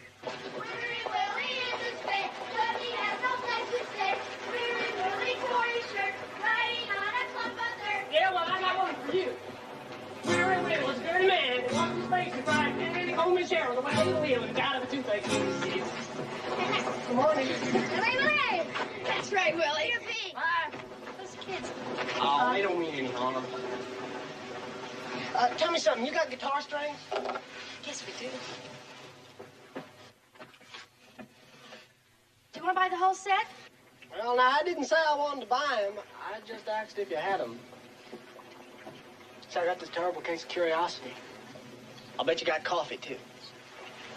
Yes. And sugar and salt and canned beans, too. All that, too. And you got just what I need. But I ain't got no money. I'm sorry. We don't give credit to strangers. Don't be sorry. I don't believe in credit neither. Now, I did notice that your back fence needs painting. And I can chop wood and sweep out the store. Any work you need done, I can do it. I'll have to ask my pa. Well, hey, you play the guitar? No, I don't. Well, how'd you like to learn? I mean, you'd be surprised how fast you could learn to play the guitar. I tell you what, you give me $5 worth of stuff, I'll give you 10 lessons. How's that? Get out of here before you say one more word, or I'll call the sheriff. Pa! You don't need the sheriff, You stay out of this, Edward. Come on, you. Come on, come on. Hey, Edward, now! You don't want to get your hands dirty. Edward! I'm awful sorry.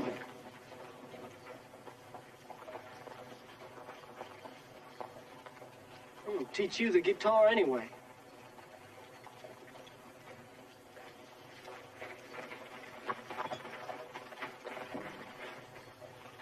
I don't see any. What is it? I'm sure it's sugar.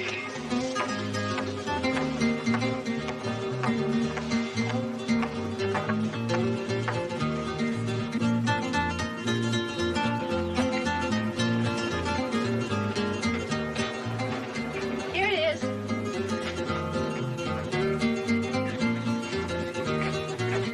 Hey, we got visitors, Billy. Don't worry about it. They said we could stay, didn't they? Yeah.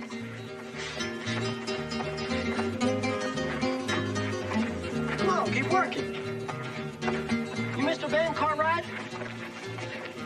Howdy. Well, I hope you won't mind a few of our friends joining us. Please don't make them leave, Mr. Cartwright. What are you doing here, Angie? I came here to help them.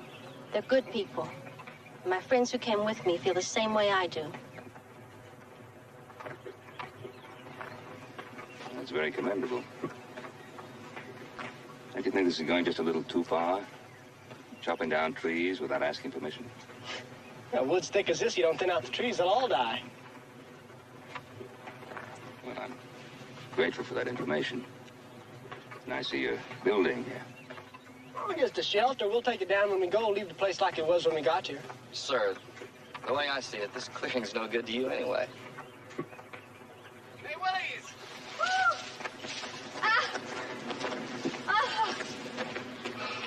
The high point of my life is catching sight of that stack of rocks back there on the road. We haven't seen a friendly face in over a month. My regards.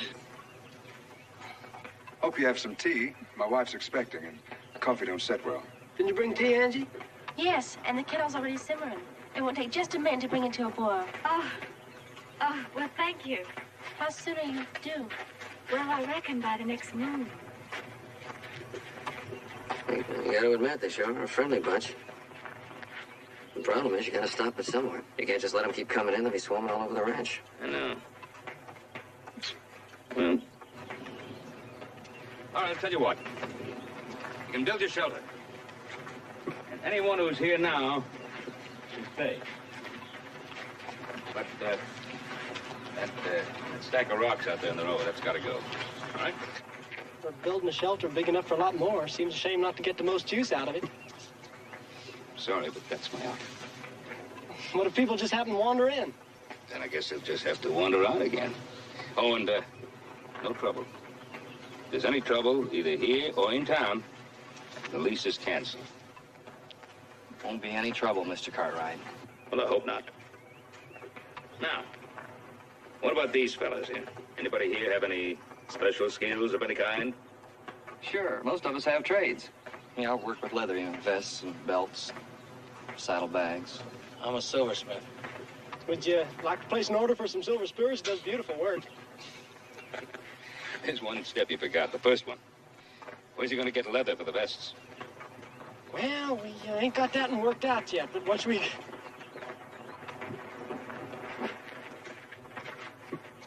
I hope it's not too strong, Carolyn. Oh, it looks just right. Angie! Pa! Don't you dare make a scene. Now, you get in that buggy and go home. We'll talk later. Now listen, Pa. You told him, didn't you? You saw me get in the buggy. You followed me here. Oh, no, Angie. Oh, yes, you did. I said we'd talk later. I'd rather talk now. I'm not a child, Pa. And you ought to have more sense than take away riffraff like that. Hey, hot! My apologies, Major. I'll have them all shot at sunrise. Unless you file charges of trespassing, I'm going to take action. Nobody's trespassing. They have my permission to stay here. Very well, then I'll take it up with the sheriff. Take what up? They haven't done anything. What about these groceries here, taken from my store? Did you buy them? You saying I stole them?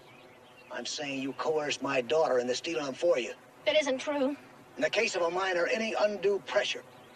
There wasn't any. We'll let the judge decide that. Now you get in that buggy. I'm not ready to leave yet, Paul. Angie, pretty good. I think you better, Angie.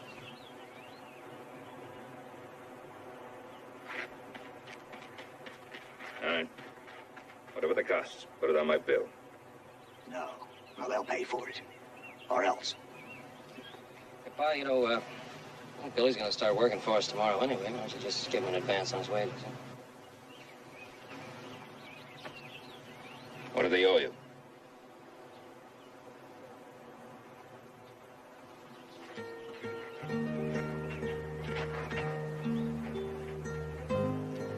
Young man, you better take that grin off your face. I want to see you at my house early tomorrow morning.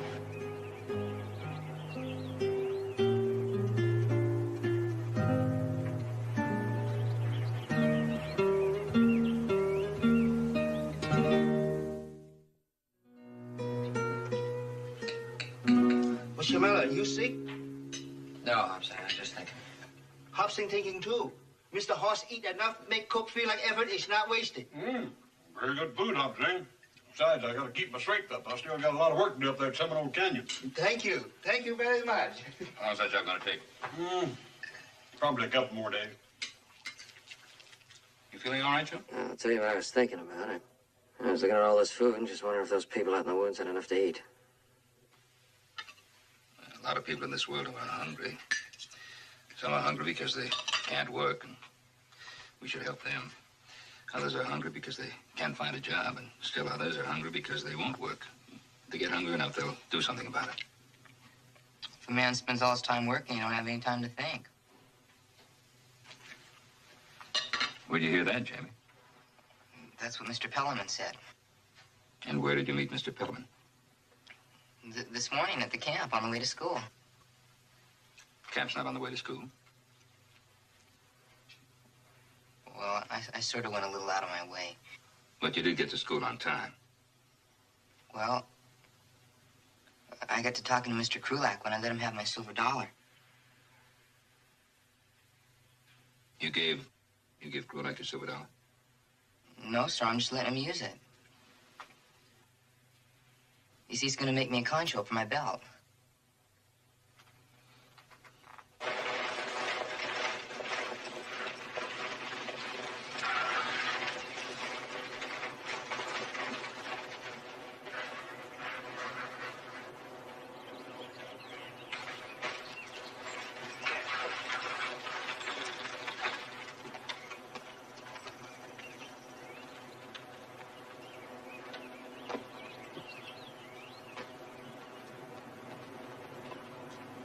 What are you doing with that steer? Just looking him over, Mr. Cartwright. No need to put him on the ground to look him over. There's a reason for that, Mr. Cartwright. Mr. Cartwright, Angie, please try and... Angie. Not supposed to be any more cattle in this section. What's he doing here? You better ask him that. Hello, Jamie. Hi, Billy. He was supposed to report to my house for work this morning. Well, something came up. I couldn't make it. Something more important than the bargain we made? That steer. He's stuck in that bog back there up to his neck. I don't see any mud on him. That's because we washed him off to see what was wrong with him. You sure got an answer for everything, don't you? Well, Malarkey's music, I'd be a brass band.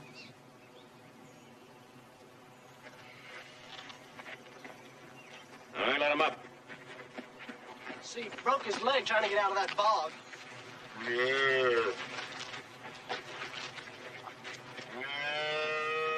Billy? Take Jamie and Angie over there.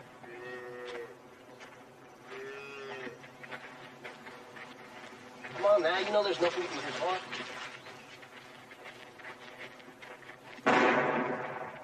Hey, Jamie! I got something for you.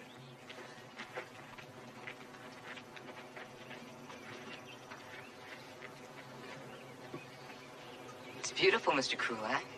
I have to admit it's not half bad. How'd you do it? Just takes the right kind of tools and a little work. Can you show me how? Sure. You get another silver dollar, and I'll make a better buckle for that belt. Look, Mr. Cartwright.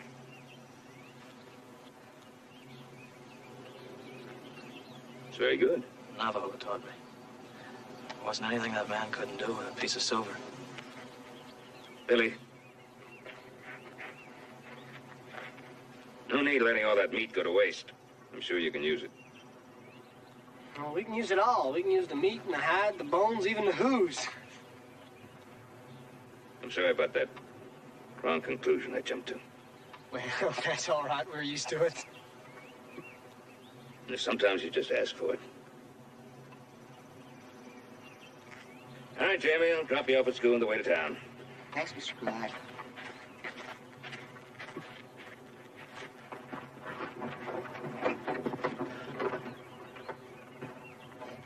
Come on. Here.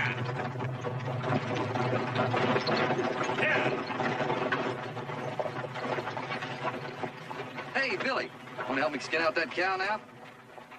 I'd like to, Palamon, but it's my ankle's giving me fits. Oh, well.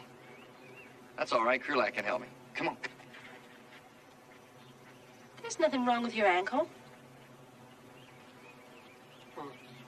Well, I tell you, Angie, I saw a lot of death when I was in the Army, but somehow I just never got used to being around it. If we sow the seeds of doubt deep down in our minds, they'll ramble and tangle till we strangle each other like vines. Like it's already growing wild from Boston to Atlanta, Georgia, and it won't be very long until it's over. Sometimes I doubt and my mind begins to wonder if fighting for a woman will make me feel I'm stronger. But I believe that loving her is better than dying for her. No, it won't be very long until it's over.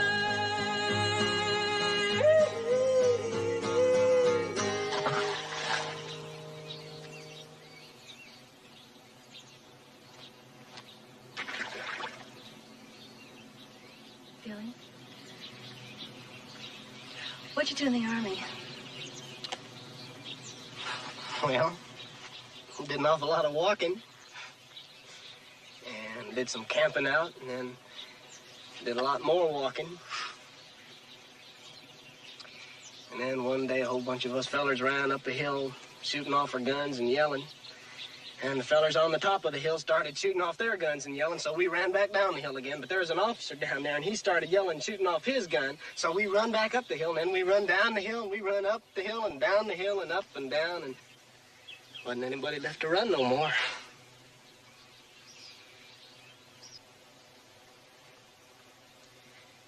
And then somebody said, well, we didn't want that old hill anyway. That's when I lit out for the brush, and I guess they went looking for the hill they wanted.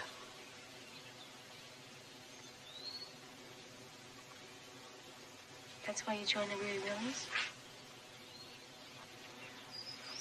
Well, you can't join the Weary Willies because all of them are unjoined. We're just together because we understand each other. Angie, what do you suppose could satisfy the soul except to walk free and know no superior? That's Walt Whitman.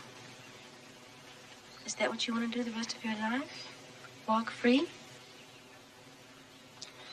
I ain't gonna run up no more hills nobody wants. Aren't there any hills you want to climb?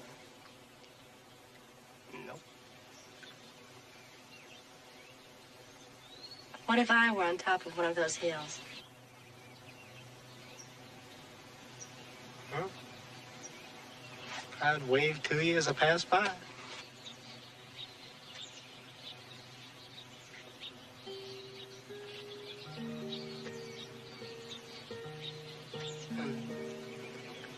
I'd probably miss you when you were behind me.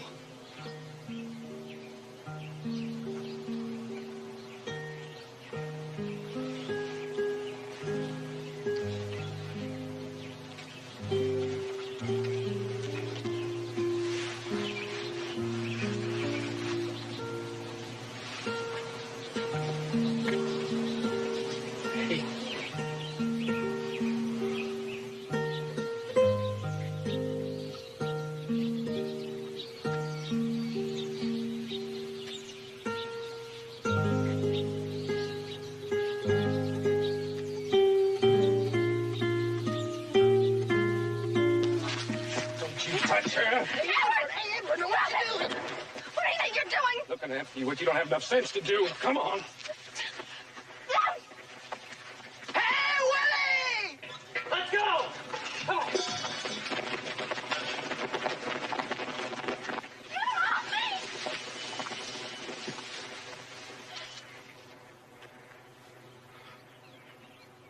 I don't want to see you hurt. He wasn't hurting me. I liked it. I like him. I don't like you. We're not through with you yet, mister. Let him go. Billy, please. Let him go, Pellman.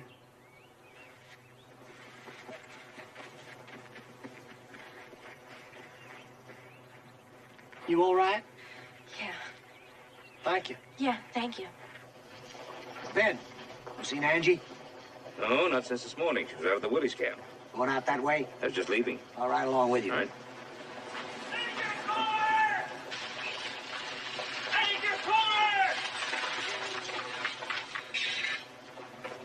It's your daughter, Major. My wife and I were driving out of town. We came across this empty buggy right alongside there where they had that camp. And we heard some sounds in the woods like it was somebody crying. She said something about some man pulling her into the woods. Get the doctor, please. Yeah. Angie. Angie, it's me, Paul. Can you hear me, Angie? Major, don't try to make it talk now. You're responsible for this, letting them Willies stay at your ranch. We don't know that one of them did it. We're gonna get a posse together and find the man who did it. I got a pretty good idea where to start looking.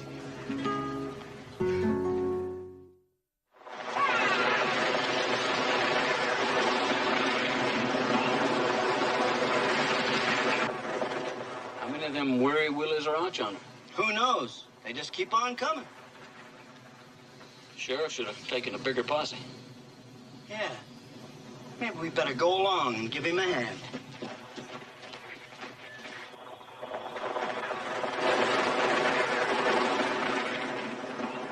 Hello there, fellas. How you doing? This is about the best barbecued beef I've ever had. Could have had a touch too much salt.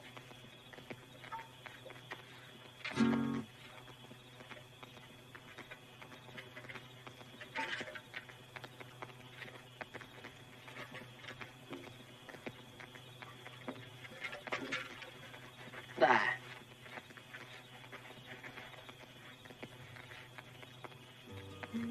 Must be a wondrous thing being kicked from inside. Yes.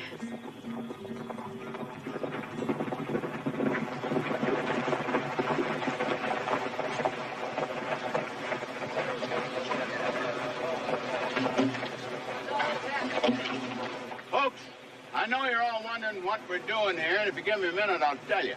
First off, you are not under arrest, but we are taking you into town for your own protection. Marty, you and Ed check those tents for weapons and make sure we don't leave anybody behind. Now, wait a minute. Suppose we don't want to go. Yeah. Then we just take you, that's all. Boys, help them load up in the wagons, will you, please? Mr. Cartwright, what's this all about? Willie, Angie Coulter was... Somebody assaulted my daughter. Was she hurt? Yes. Yes, she was hurt. Come on, let's go. Hey, now, wait a minute. Wait a minute. You don't think I had anything to do with that, do you? Billy, nobody says you had anything to do with it or anybody else here, but I think it's best you come along with us. A lot of angry people in town, and they got their eye on all of you.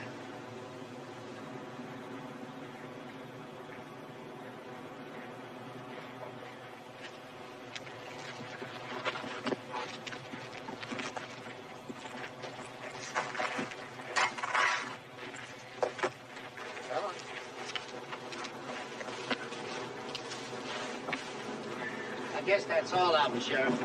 All right, let's move them out.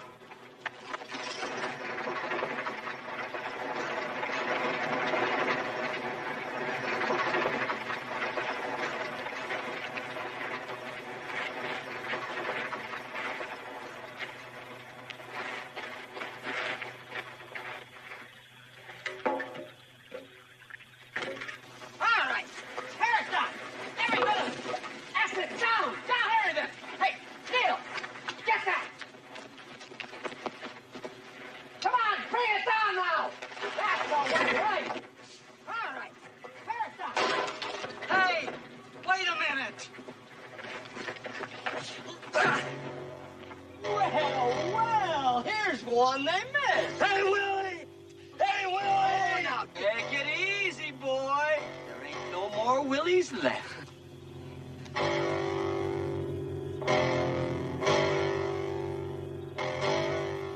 Hey, what are you gonna do?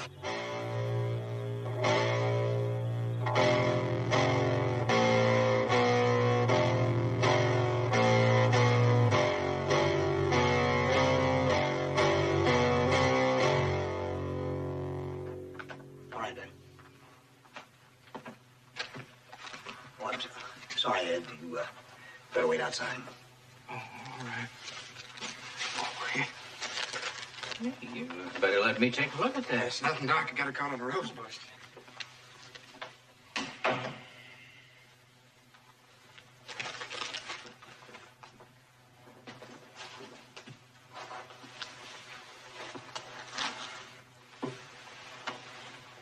Oh, Angie. The sheriff wanted me to come over and ask if you could remember anything that might help us identify the man. Anything.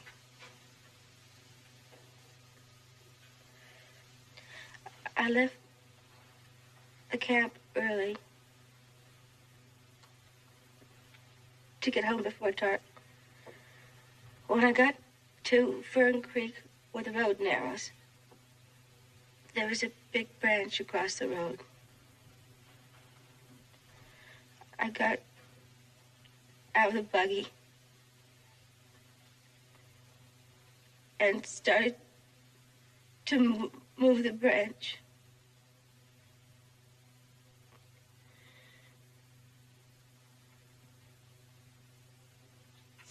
Someone grabbed me from behind,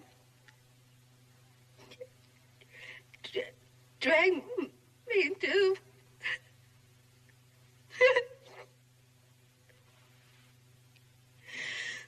woods. Do you remember what the man was wearing? Did you see that? Did he say anything? Could you remember his voice?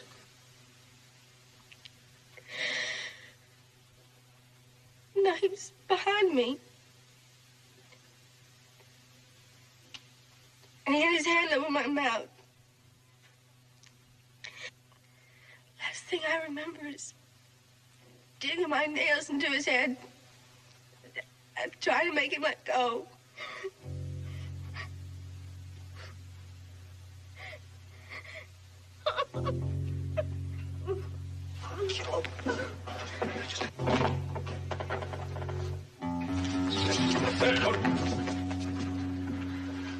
Mr. Cartwright, let me explain. Come on here, Ben! Come on!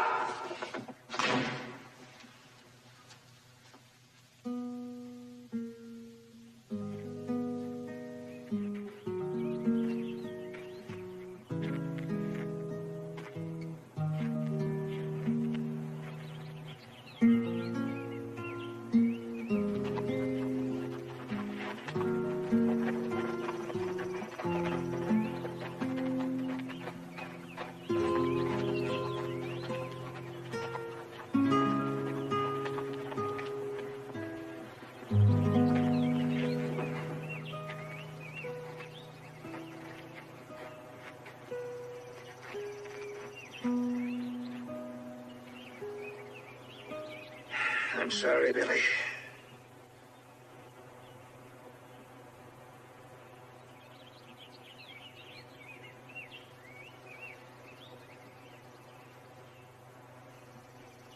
Well, that ain't gonna help Pellerman. No, I guess it won't. For what it's worth, Marcus and the others are in jail. How's Angie? She's about as well as can be expected, I guess.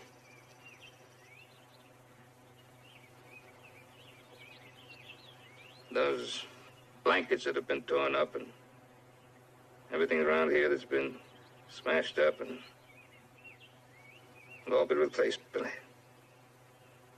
You're welcome to stay on. Oh, no. Thank you, Mr. Cartwright. Well, maybe you'll change your mind.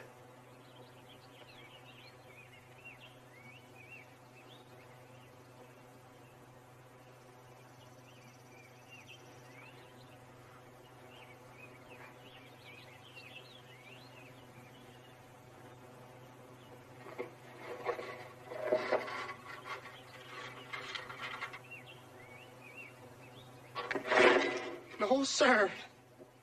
I don't think so. Billy, do you think it's going to be any different in the next town? Or the next? I don't know, but I just keep on hoping. What? People will change. Oh, they'll stop being selfish and greedy and suspicious and violent.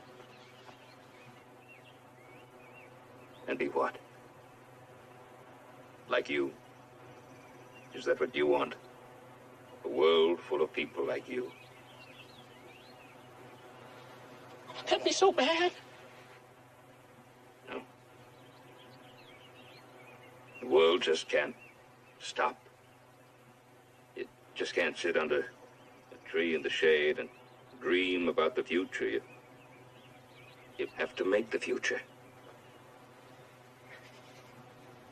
And it won't be me, Mr. Cartwright, because I don't like this world.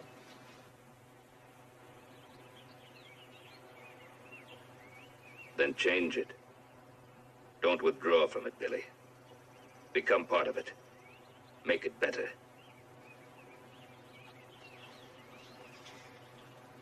You tell me. Why should I? Because it's the only world you've got.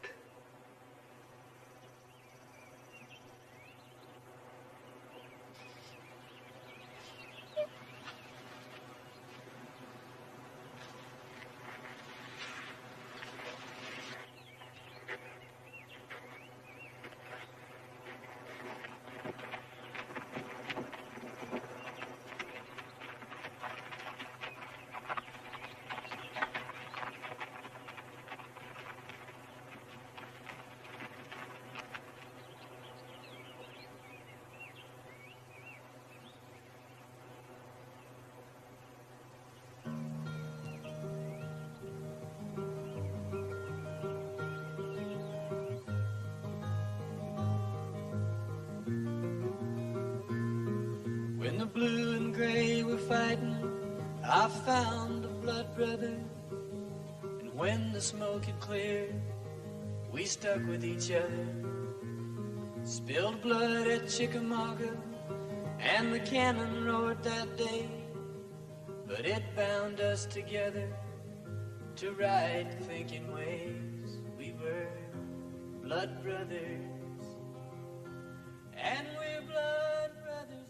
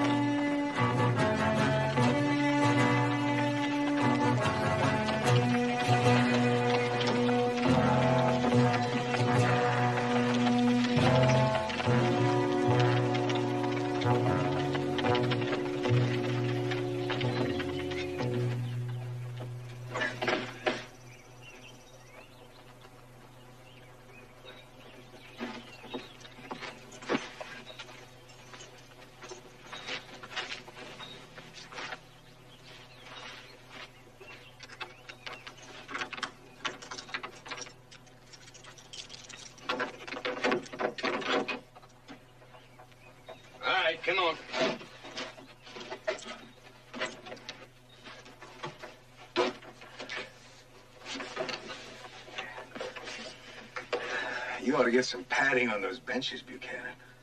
Go help Kite unhitch the team. Jace, take Queenie and go get some firewood.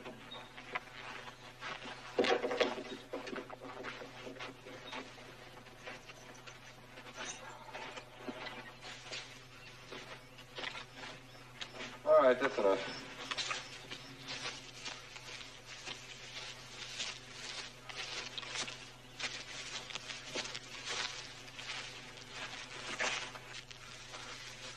Oh! My ankle! My ankle! Oh! Oh! Oh! Oh! Oh! Ah! Ah!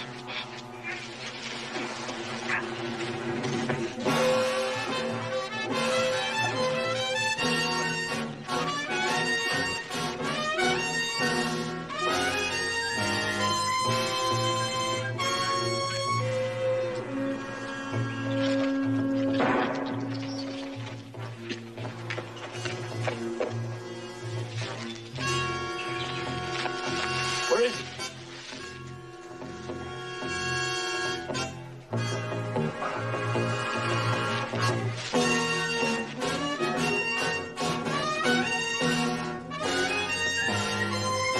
Quinn got away. I'm going after him. Getty, get your chains on.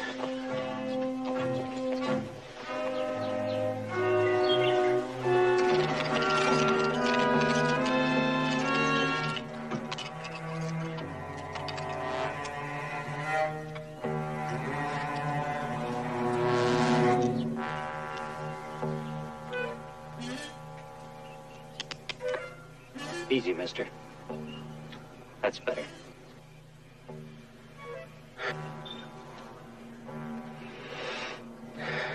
What do you want? Saddle it. Do it, mister. Now.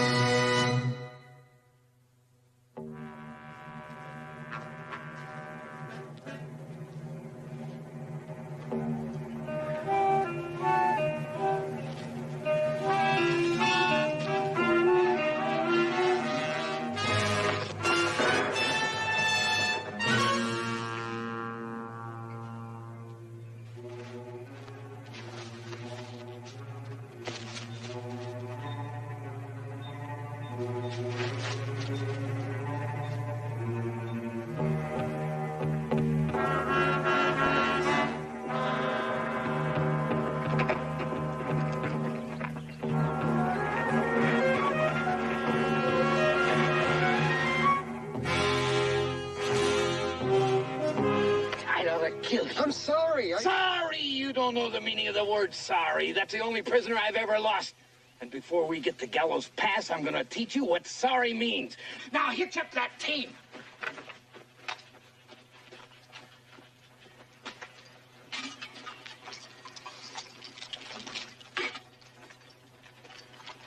So Quinn's the first prisoner you ever lost, huh, Buchanan? Since when did you stop counting M&Ms? 10 years is a long time, but there's still a lot of folks who remember how you... Why don't you shut up and get in the wagon?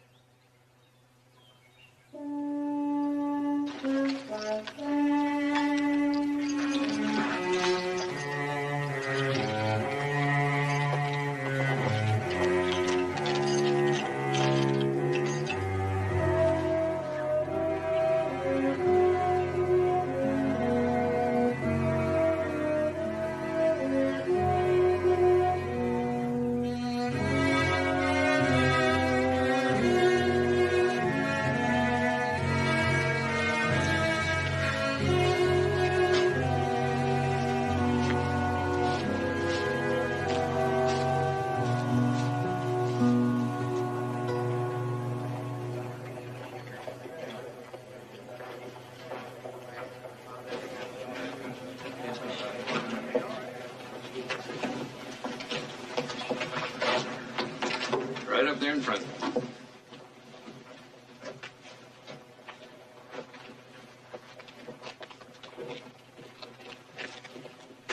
He's being nice to you. Could put you inside. You learn to take orders where she's going. There, it makes no difference. Man, woman, or child, they just count noses. So get up there. Well, you left nothing here, Madge, to come back for. So do your time. Keep going. Don't worry, Sheriff.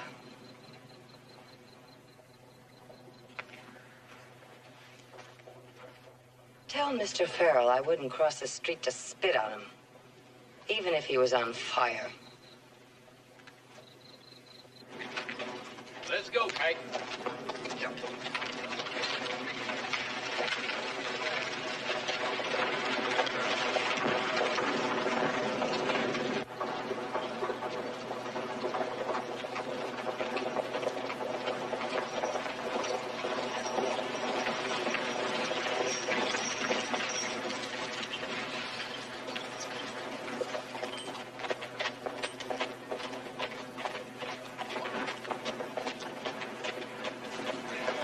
She'll be glad when Hoss gets back. Take some of this load off me. What load are you referring to? What do you think this is, chicken feathers? Oh, sorry, just a figure of speech. I meant us. Here, let me get that for you. Like you put in a good boy's work. How about a beer, huh? Yeah, good idea. Beer and a steak. Steak sounds good. Yeah, listen, got the money? The money? Well, it's your idea. It's your treat, isn't it? But don't you think steak's a little heavy this early in the day? Maybe eggs would be good. Yeah, eggs. Good idea. Eggs and steak. Eggs? Oh. Eggs and steak? How about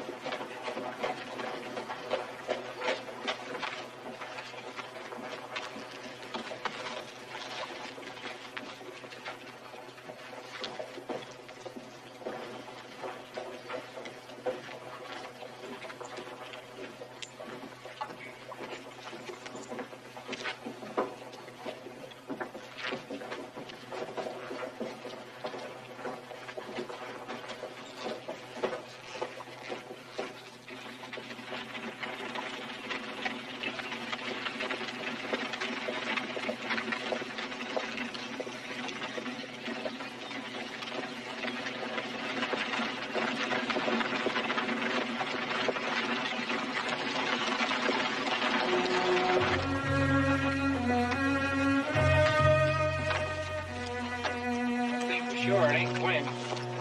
No, but maybe he's seen Quinn. Come on, Jace.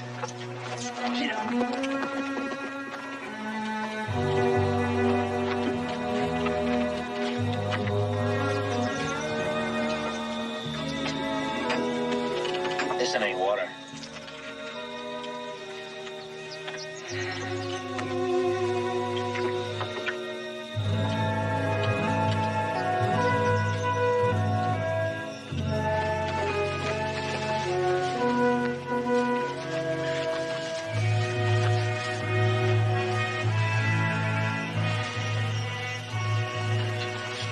Wonder who it is. Mr. Buchanan?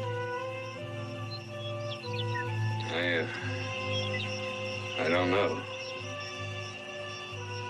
He'll tell us when he comes to.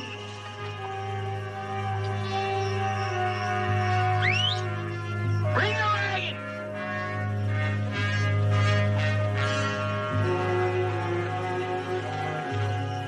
Looked like a bullet creased his head. Can't leave him here. Get him in the wagon and take a small army. Hold it. Put these on. What for? The warden at Gallows Pass is expecting 3 prisoners. Now, he doesn't look at faces and he doesn't read descriptions. He just counts noses. He's expecting 3 prisoners, and that's what he's gonna get.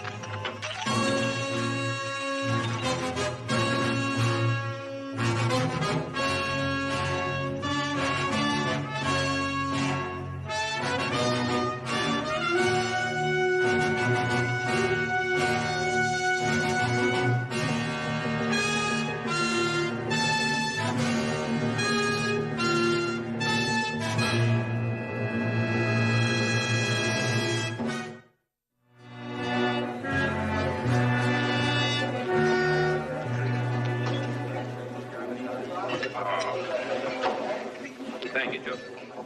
That was as good a steak as I've eaten in a long time. Now, the first one or the second one? I know where a horse gets his appetite. I think you could eat him under the table. Oh, today I could. The price was right. Now, you're telling me. Let's get out of here before you get hungry.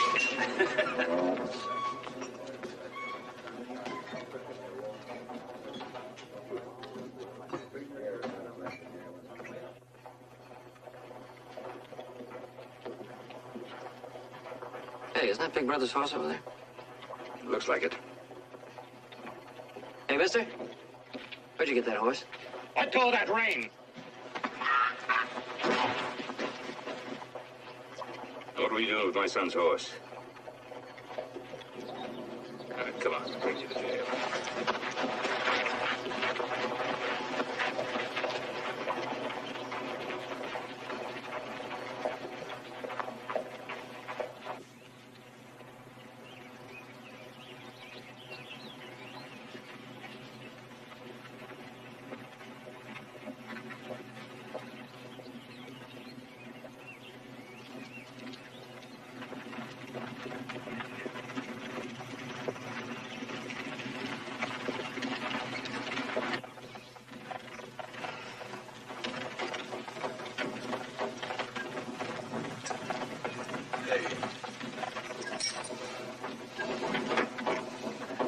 Hey, what is this? This, my friend, is a prison wagon.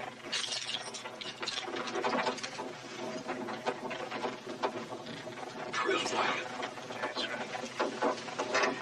You're on your way to the Territorial State Prison at Gallows Pass to serve 5 years for manslaughter in the place of a slicker named Quinn.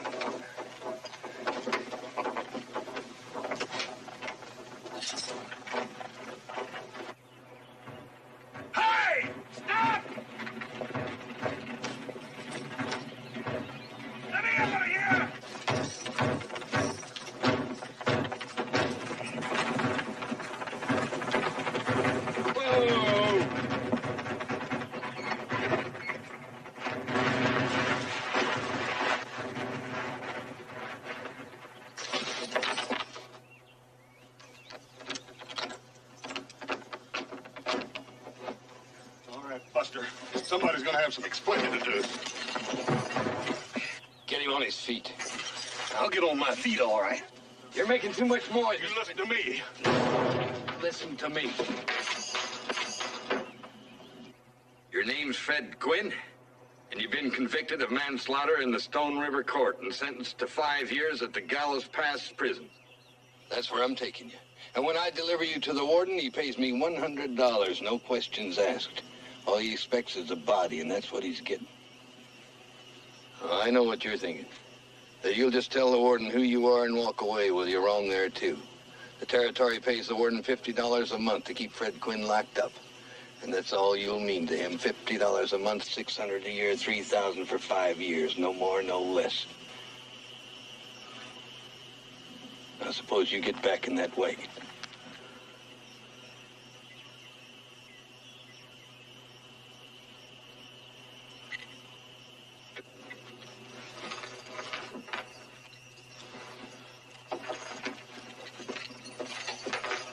You must need $100 awfully bad. Maybe you'd rather ride back here. Maybe I would. Put her in a box, Kite.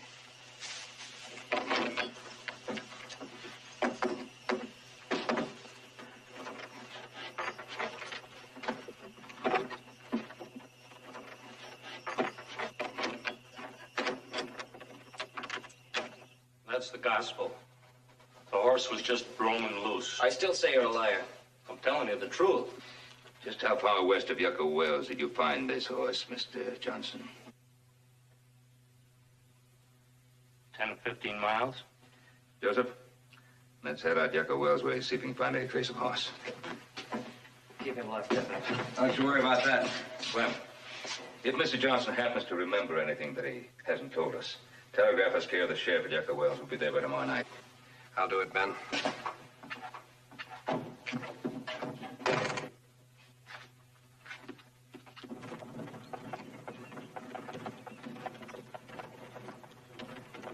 way I hear it, Gallows Pass is the home office of hell. Keep your mouth shut and do as you're told. That's the only way that a man can make sure he won't leave in a box. And that goes for the ladies, too. I'm just telling you this so you'll understand why I won't be speaking up for you when we get there, Mr. Glenn. It's every man for himself at Gallows Pass. Dog eat dog. Buchanan, who's he work for? Himself. But you're not here because Buchanan doesn't want to lose $100. Did you ever hear of a man named Emmett Ames? I reckon everybody's heard of the Ames gang. That's right. Well, Buchanan's the one who lost him just the day before he was going to hang Emmett out to dry. So? So it didn't figure. Buchanan was sheriff of Piute County. He was a big man. He was an important man. He was the best lawman in the territory at that time. But after Emmett escaped, people began saying how, well, he couldn't have done it without help. Buchanan's help? For big money. Not that there was anything anybody could prove. Just talk. Yeah. But it killed Buchanan as a lawman. Yeah, even after the talk died down, this is the best he could do. He's been waiting a long time for the people to forget. What's all this to me? This is Buchanan's last trip. He's up for appointment for Deputy U.S. Marshal when he gets back. And if he was to show up minus Fred Quinn, well, it might strip all that old talk about Emmett Ames, but there'd go that marshal's job. And he wants that mighty bad. Oh, you're worth a lot more than $100 to him. A lot more.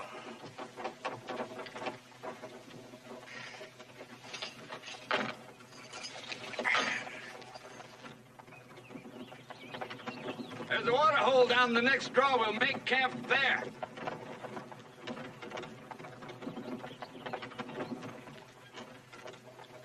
Why are they taking you to Gallows Pass?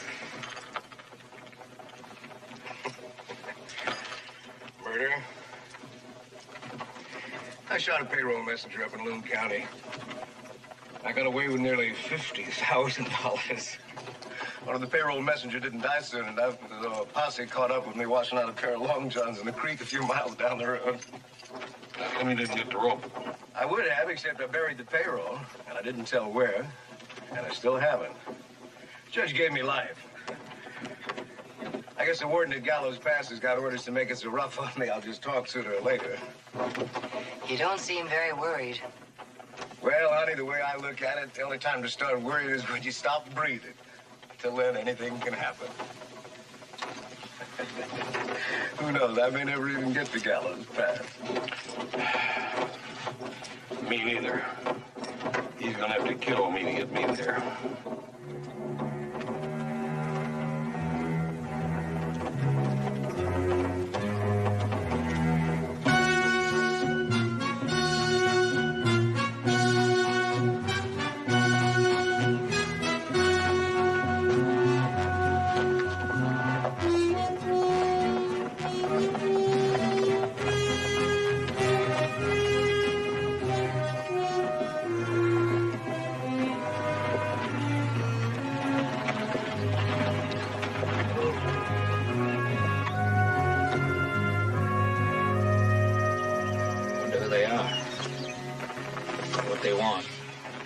I don't know.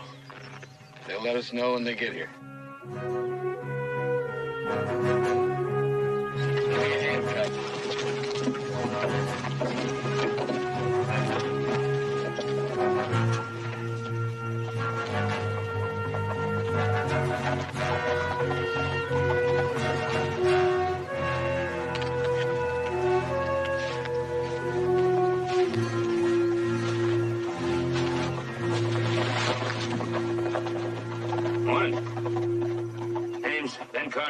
My son, Joseph. How are you? Price Buchanan's mine. Mr. Buchanan, I notice you're heading west. Did you happen to come through Yucca Wells? Picked up a prisoner there yesterday. Why?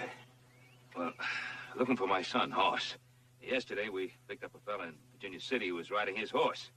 Claims he found the horse wandering around here somewhere. We just wonder if you've seen a man on foot. No, I haven't seen a soul since I left Yucca Wells. Matter of fact, I haven't seen anybody since I left Stone River before that. Sorry. Well, it was a 1,000,000 to 1 chance. Thank you, Mr. Buchanan. Okay.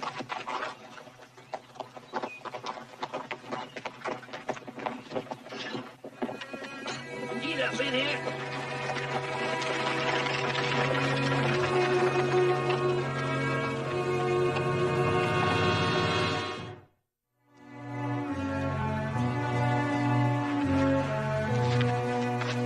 Mr. Buchanan, there ain't no way in the world we're gonna fix that wheel, even if we had the tools. I know that. Hey, Buchanan! How about letting us out of this sweat box? It's only about 20 miles to Willow Pass. Get there and back before morning. Sure, you could.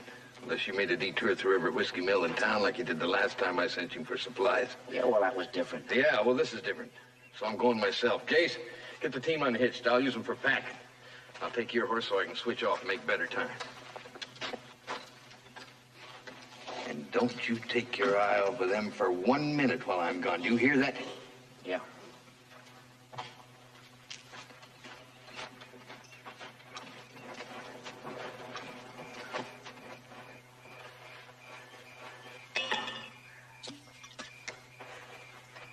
Hey, Kite, you better cut that out. Boy, you got a hankering to do some temperance work. You go somewhere else and do it.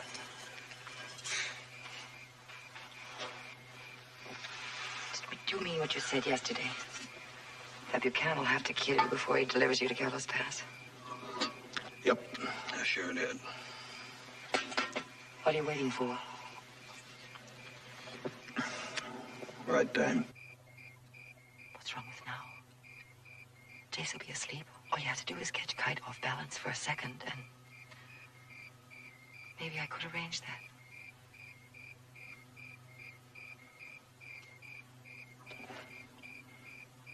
What would be in this for you?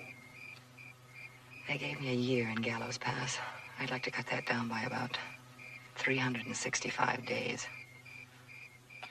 What'd you do? That's none of your business. Well, first lawman that came by, I might have to make it some of my business. Oh, just an honest, law-abiding citizen, huh? That's about it. And you wouldn't believe me? Well, maybe not, but why don't you try?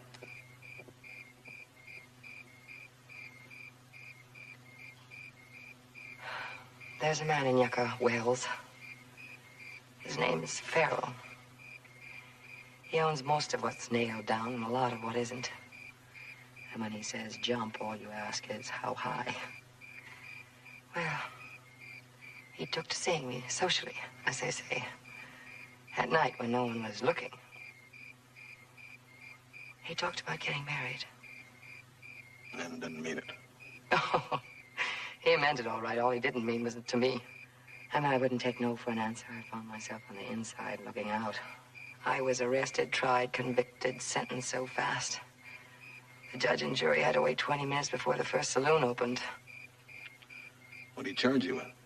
Stealing a stinking little diamond ring Farrell gave me 6 months ago. Look, don't choke trying to swallow that story. I don't care. If you have to go honking after the first town constable that comes along, that's your problem. I take my chances. I'm not asking any favors. You need me to catch Kite off balance. I need you to get out of this godforsaken desert. After that, it's goodbye and good luck.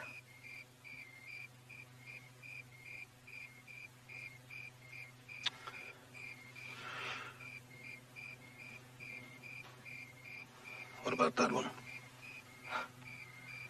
I wouldn't trust him any further than I could throw the king of Siam's pet elephant. Well,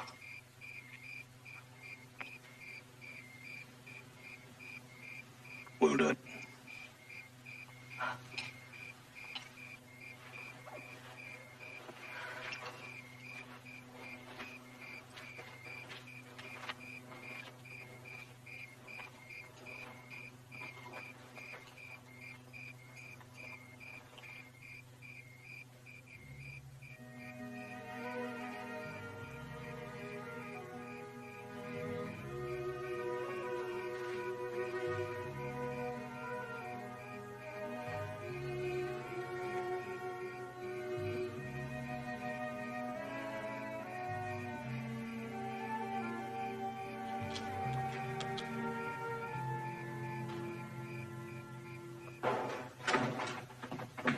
Sheriff Brophy?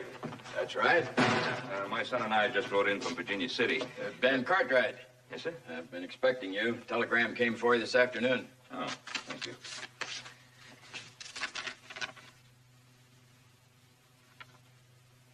Anything wrong? A deputy back in Virginia City found a wanted poster for the man who said he was Sam Johnson. His name was Fred Quinn.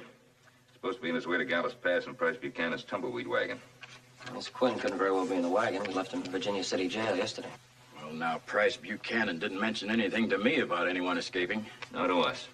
All he told us was he hadn't seen anybody afoot in the desert. Anybody ever got away from me, I'd ask everyone I saw, wanting all the help I could get. Yeah. I think we better have another talk with Price Buchanan. Thank you, Sheriff.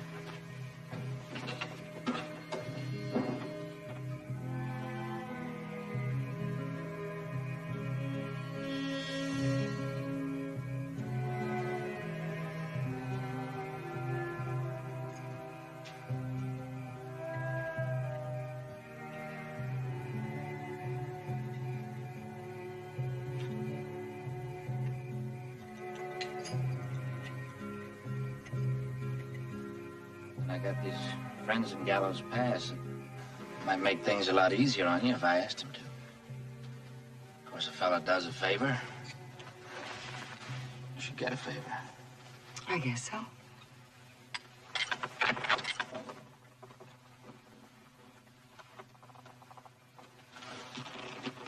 Get out. Get out. Come on. If he moves, kill him. Hey, you! Get up! Toss that pistol out butt first. Now, come here. Home. Get the keys, get these things off me.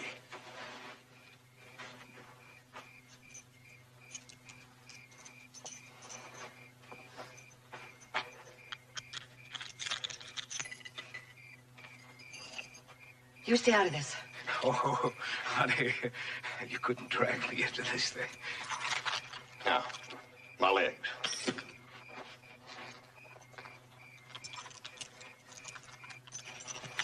Now, give me them keys. Now, both of you, get in that wagon. Go on. Get in here.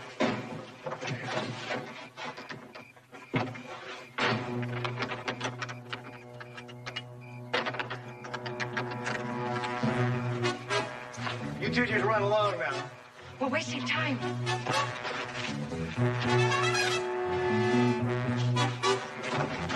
Hurry.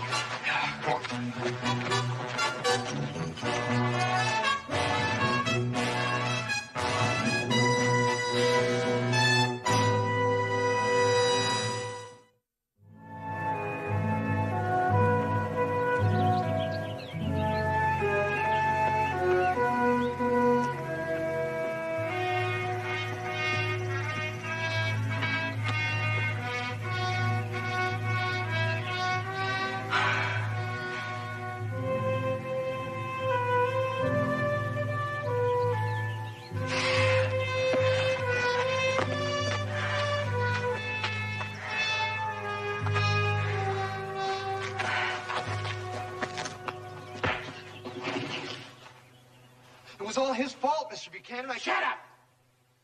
Ike, you get out of my sight while you're still able to walk. You're a fool to be stay with this crazy man.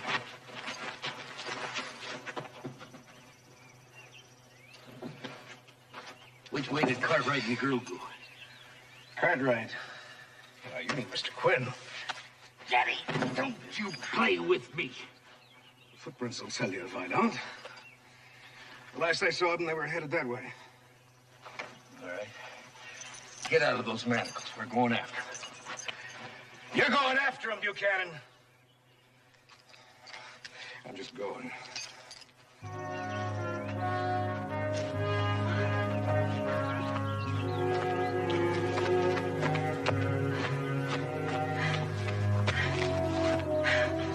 Wait!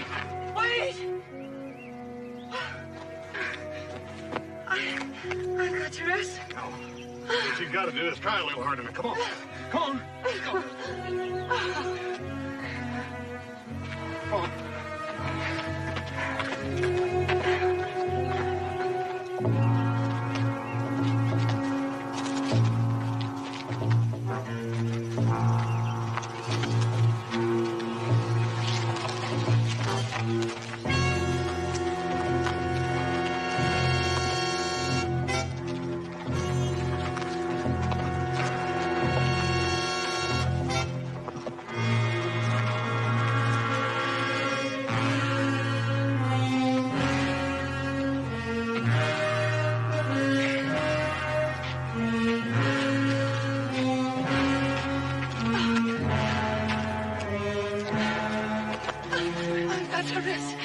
Not now. We'll find a better place somewhere. Come on. You've been saying that for the past 2 hours. Look, Buchanan could be right behind us. I don't care.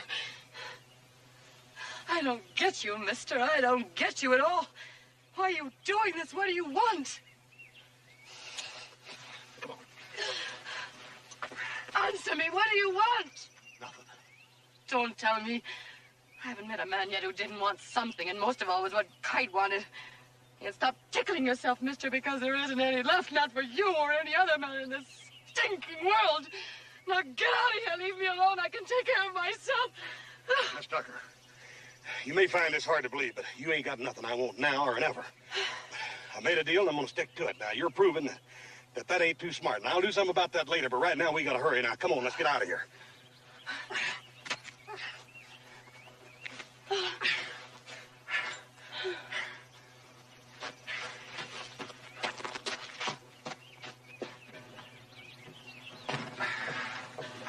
Somebody sure left here in a hurry. Take a look at this. Brand new wheel. They didn't bother to put on. Just abandoned the wagon. There's nothing in the wagon that says horse was here. Take a look at the tracks, though. Got 2 people on foot, followed by horses. It's kind of strange, isn't it? Yeah. Let's start tracking.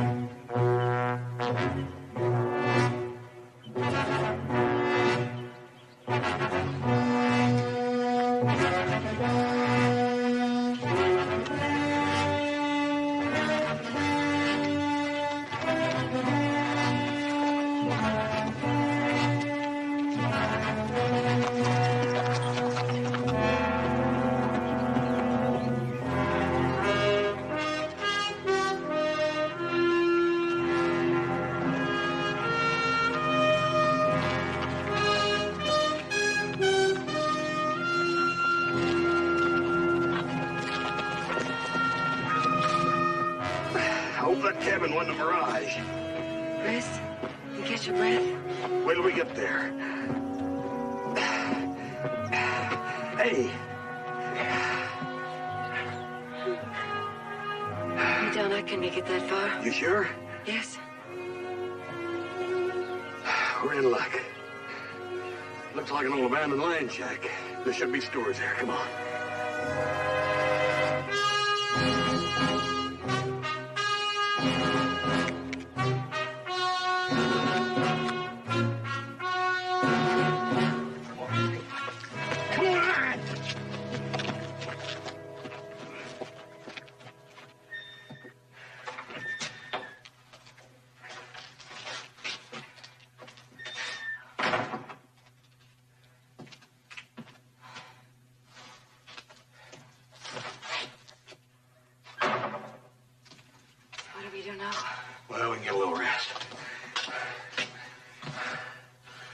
think we're far enough ahead of Buchanan. Here. Hurry up. I think the reports take a few minutes.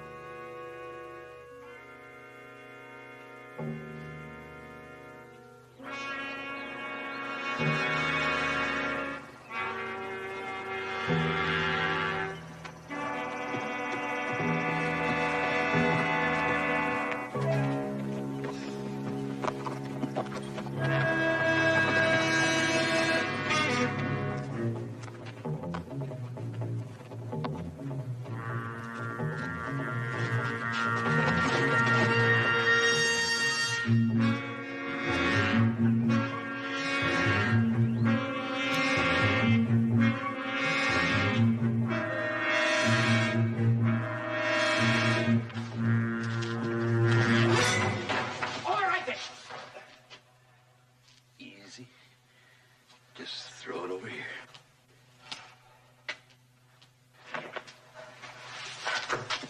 Getty, put these on him.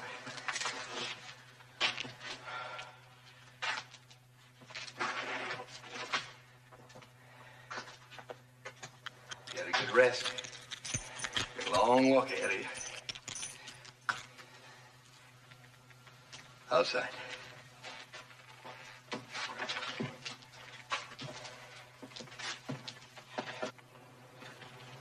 Go into the horses. Hold it. Get her inside. Those are friends of mine. That figure's inside.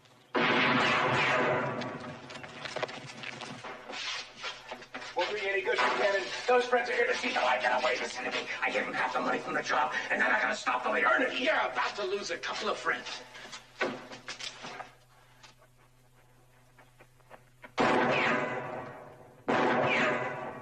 Let Getty go, Buchanan! Listen, you call off those two friends of yours, or I'll blow your head off right where you're standing. Be smart, Buchanan. Look, I've got a lot of money hidden away. I'll pay you anything. Shut up! What's the matter? Ain't my money as good as Ames was? That doesn't answer his question, Buchanan. He's right, Buchanan. Up until you, I never took a dishonest dime in my life. I was a lawman, and a good one. Maybe that's what the trouble was. Everybody had it in for me. Buchanan!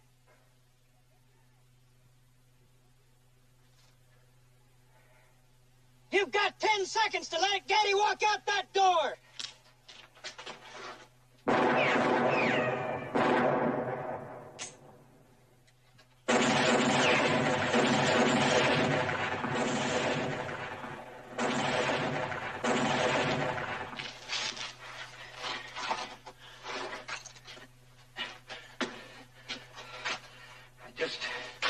I just wanted to be a lawman again.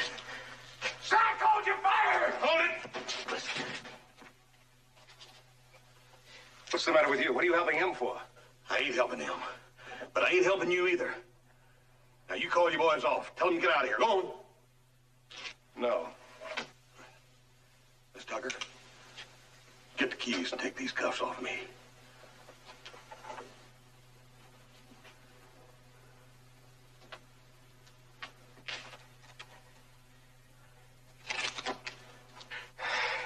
Good girl. Miss Tucker, it looks like you and me sort of locked horns, don't it? But I'm gonna let you make up your own mind. You make the decision. You're gonna have to kill me before either one of you walk out of that door. Now, you go ahead and make up your mind.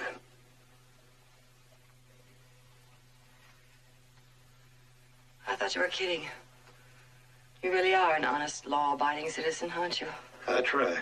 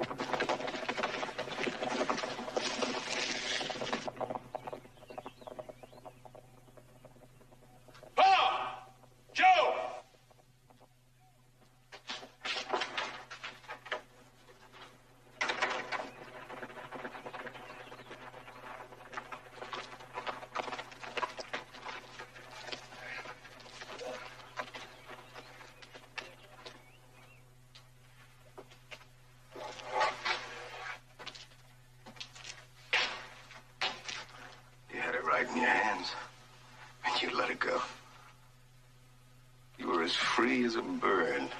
And now you're back in a cage again. Shut up. What's the matter, honey? Does the truth hurt?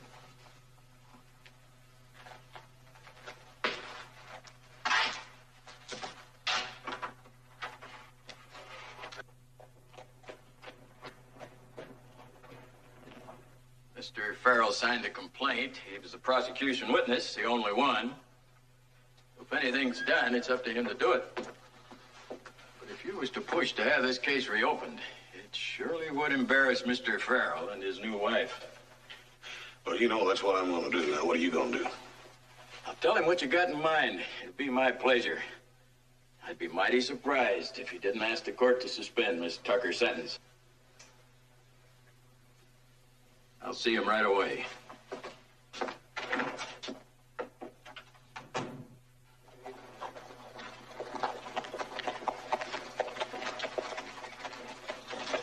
Buchanan's dead. Didn't think he was that seriously wounded. Doc said he wasn't. For a man who wanted to live. I thought I knew all about men. But you sure changed my mind. Well, you could have blown a pretty big hole in the back of my head out there in that cabin, and you didn't. Like Kite says, I reckon you do a favor and you get a favor. Is that really the way it works? I think most of the time. But I reckon you have to find that out on your own. Yes. I suppose so. Well, good luck, Miss Tucker. Thanks. Yes.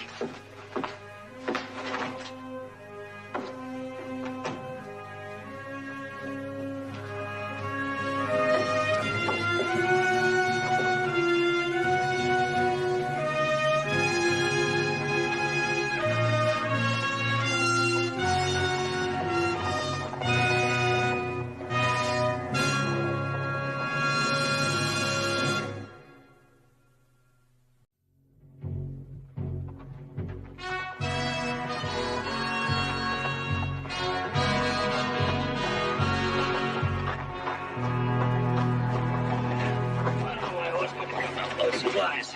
Somebody had to watch the ranch. Why? Where's it going? Excuse me, you know where I could find a Mr. James Clayton? Hey, old Colonel Clayton, probably in the saloon. Thanks. Hey, you wouldn't want to sell that horse, would you? No, I might trade him if you got one just as good. If I had one just as good, I wouldn't be offering to buy that one. Yep, keep it up for sale. Thanks.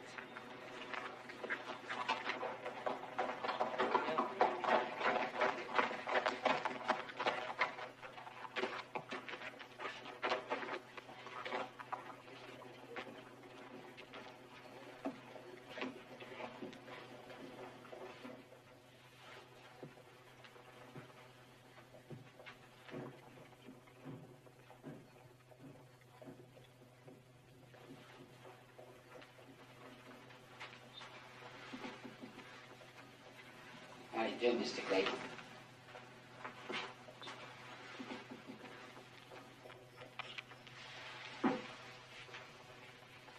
Davis? Just about ready to go? Yeah, this is the last of it. Good.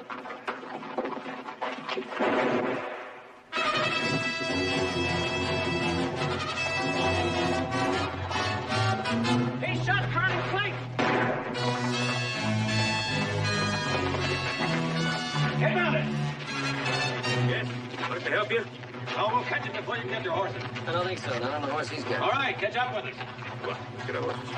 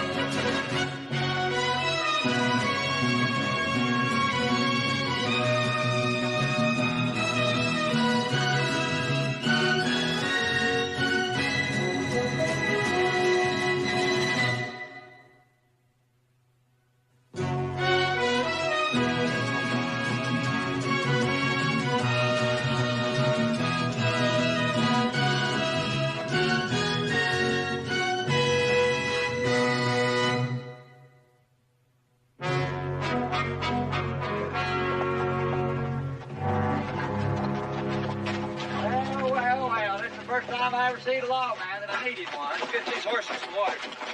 What happened? They tried to break in here just before dawn. Who tried to break in? Well, them Utes what got off the reservation. I don't know nothing about that. We're chasing a killer from Wells Junction. Well, that figures. And we haven't eaten since last night. ¿Nos vienen a ayudar? Oh, alimento y agua, ándale, ándale. Todo lo que piensan, alimento, agua y todo eso. Noche vinieron los soldados, parecían pájaros azules y se fueron ni siquiera. Looks like we'll have to split up, Ben. You actually see those Indians? Oh, no, I wouldn't go out there and get myself killed. I set the dogs on. Did they take anything? Ain't nothing to take. What about those horses? They's pulling horses, ain't riding horses. What these water bags? Leave these out overnight? Oh, yeah. If that was him that was here, then he's either headed on east or he's backtracked west. I'm headed south. Oh, there's 80 miles of desert between here and Tonopah. He'd have to be crazy. That's true. But he has plenty of water, Jesse. He can make it. And every time we pick up his trail, it's been away from a telegraph point. If he gets to Tonopah, there'll be nothing between him and the border. You're guessing, Ben. Sure. So are you. All right. You want the desert? You can have it. Well, I guess we got the desert. Dusty, you and Jimmy ride west. The rest of us will cut east. Sure. Anything cold to drink? Mira, toman el agua, se comen las tortillas y los frijoles y ahora quieren refresco. Hornsweiler, shut up.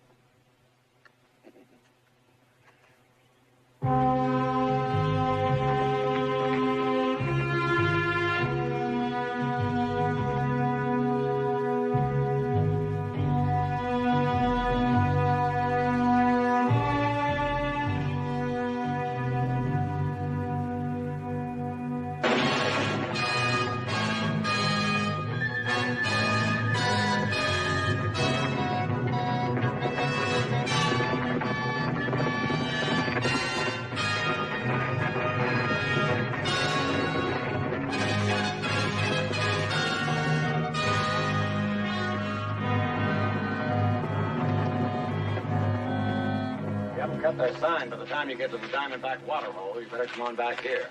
About 30 miles out. All right. Since there's only two of you, you better watch out for them Utes. How many were there?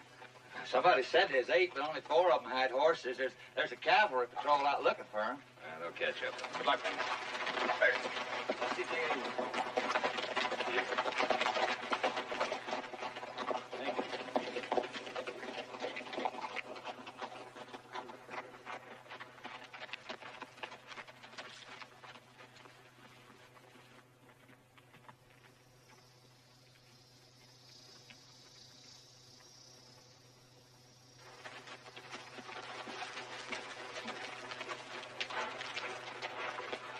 Feels like the mouth of an oven, huh? Yeah. Be a lot worse farther out. I wonder if we're right. Joseph, there's only one way to find out.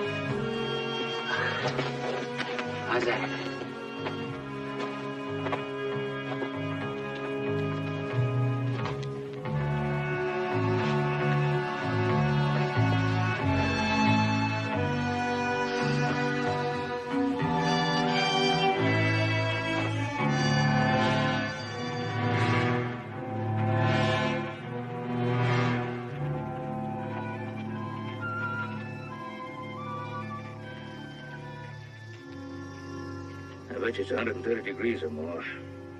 We gotta be able to reach that water hole before sundown.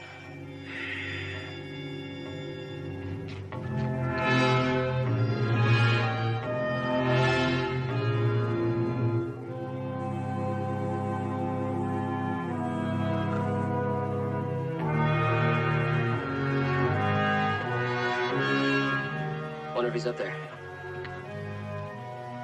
We'll know soon enough.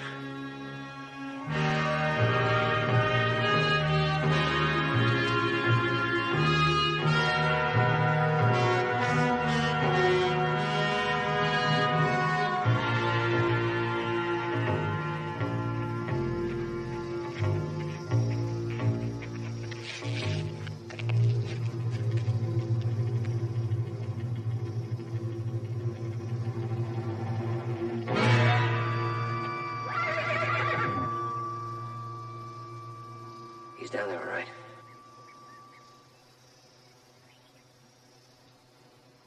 I'll go this way.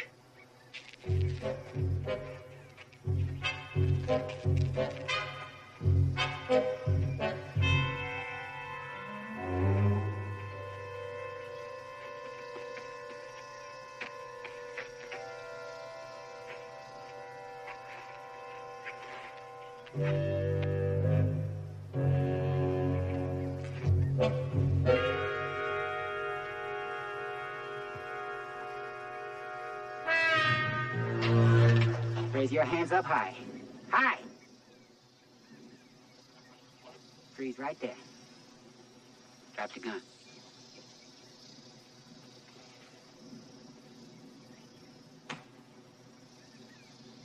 Okay, you can turn around now. I thought you were sleeping kind of sound. Oh, What's he doing here? well, my pack horse spooked and lost my water supplies.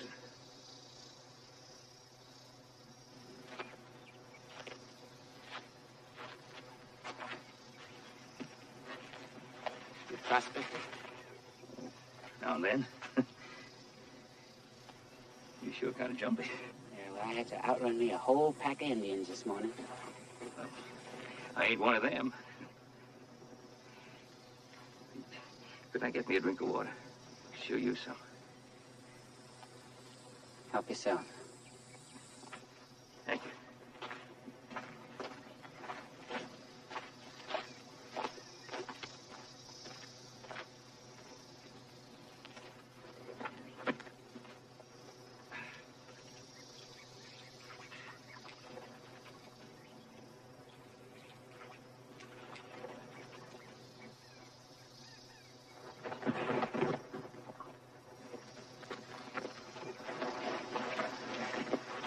All right, that's it. Hold it.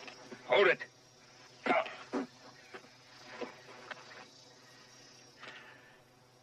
Keep those hands still.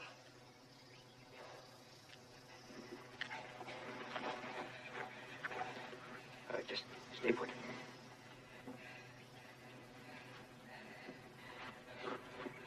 All right. We'll be starting early in the morning. Joe, I'll go get the horses.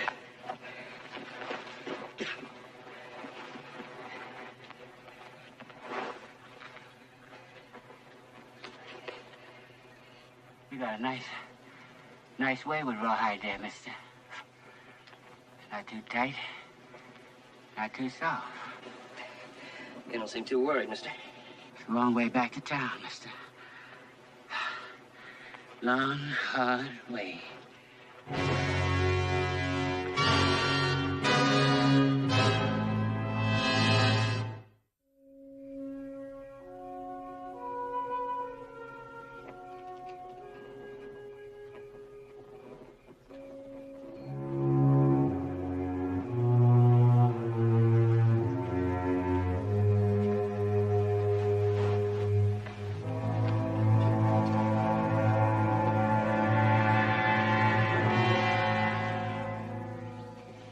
Wasting your time. Why don't you get some sleep?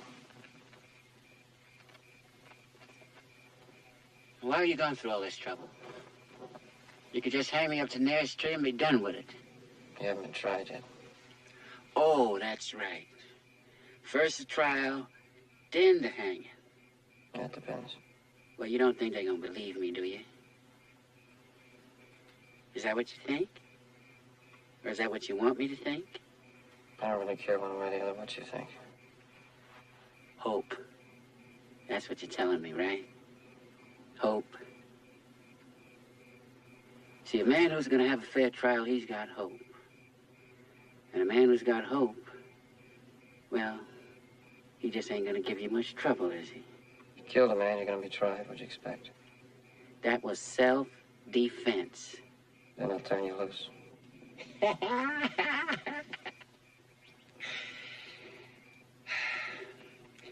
You really believe that, don't you, kid?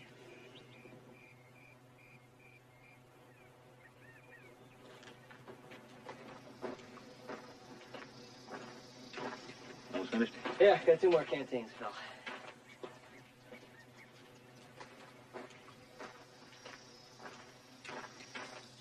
It's gonna be kind of hard for you to ride with your hands tied behind your back.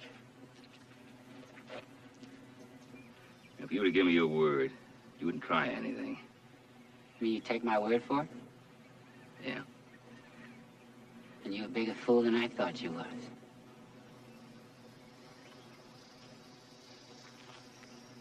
How's my horse? He's gonna be all right. Did a good job with him.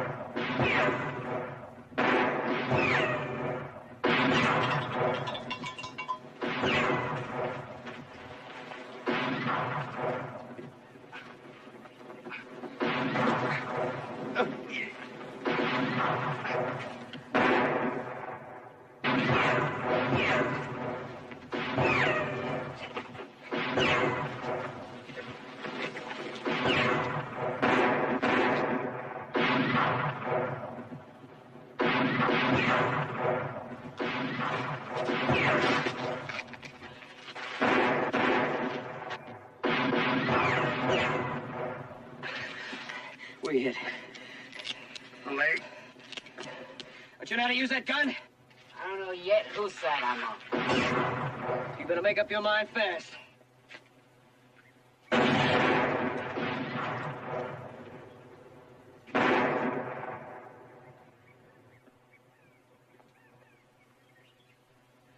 See anything? Uh-uh. I see nothing. What's this?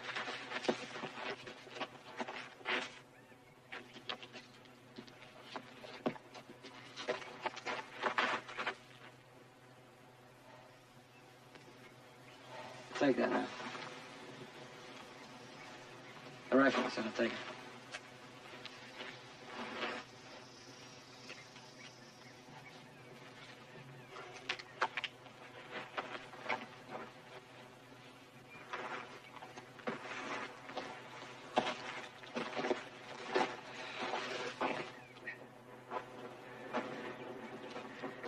Yeah, the horse is gone. Yeah. Take a look at that. Here, take that pot and fill it with water. I need some boiling right away. Go on, move.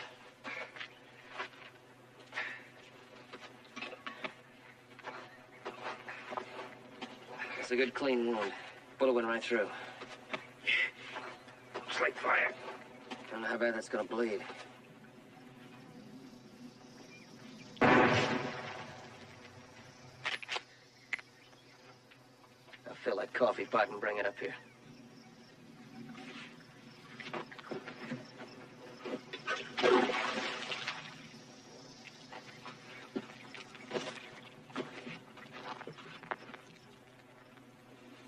We got 2 canteens. That should be enough water for one man to make it across the desert. Yeah, with luck. Well, you're not going to be able to walk for about a week. That leg needs doctoring now. I can't very well send him. Not even if I was to give you my word? Be back by tomorrow night. Right, you take good care of yourself now. I'll tie him up before I go. Don't worry, mister. Ain't nobody gone nowhere. Ain't nothing to carry no water in, and besides, he got the gun.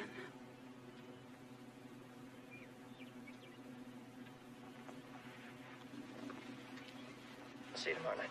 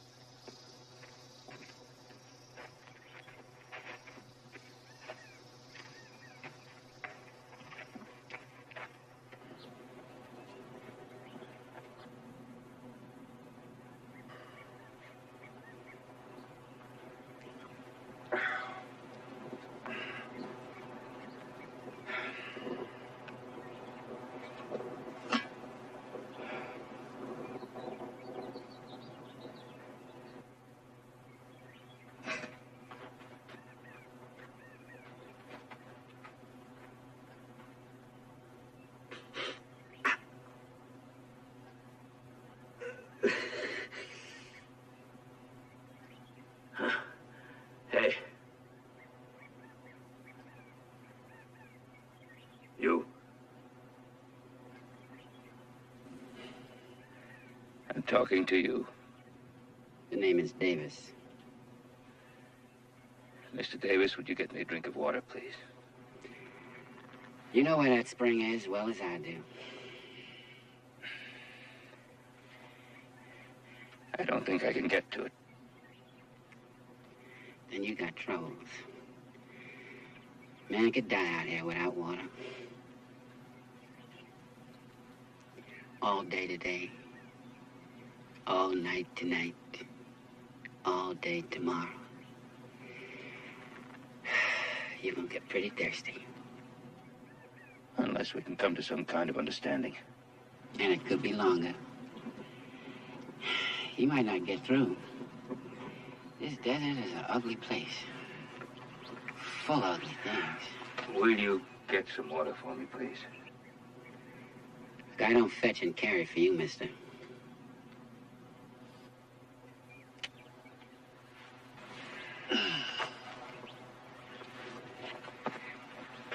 No, sir. But I think that I'm gonna fetch me some water.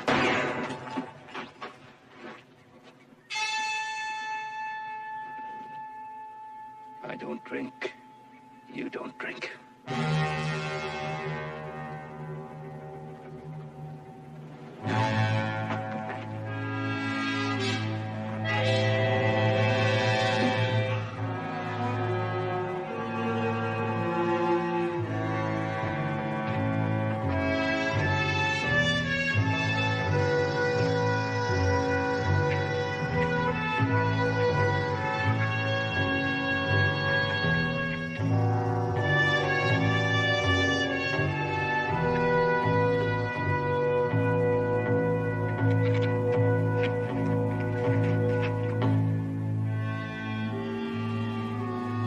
Mr. Davis.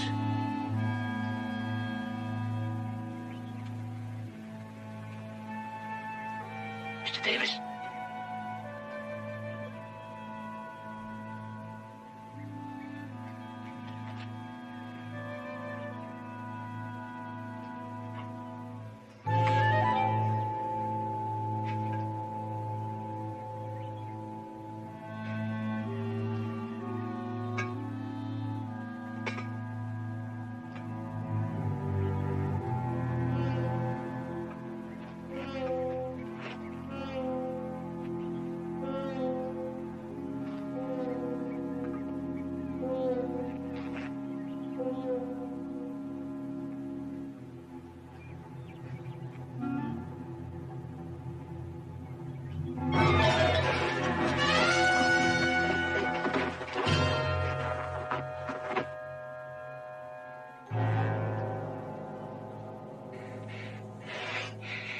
You ain't iron, ain't you, boss? The name is Ben. You got to excuse me, Mr. Ben. It's kind of hard to forget them old ways. Mr. Ben. Just Ben.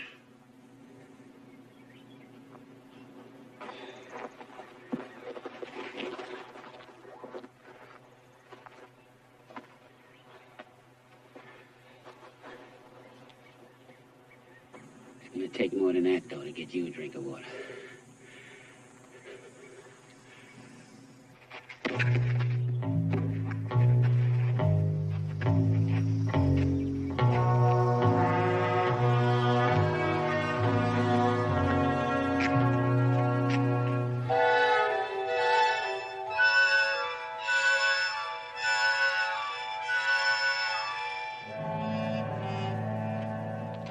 Ain't nobody around here seen him.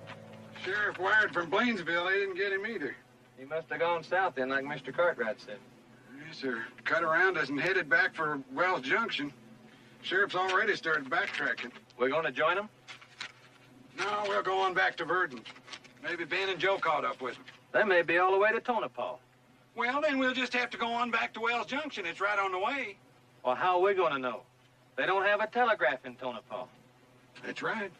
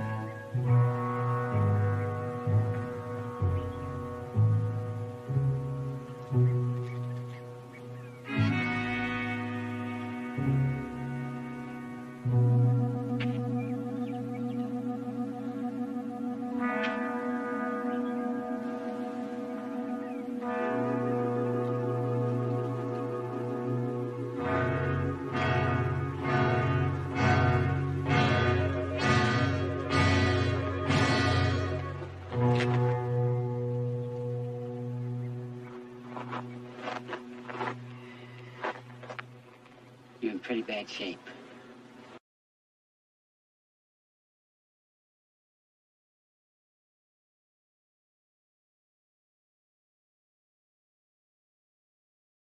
I asked. When a man holds a gun, ain't no matter how he says it, he's telling.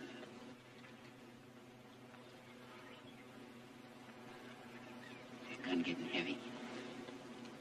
Yeah. Tired? I'm all nice and rested. All right, Mr. Davis. You hold the gun and I'll rest.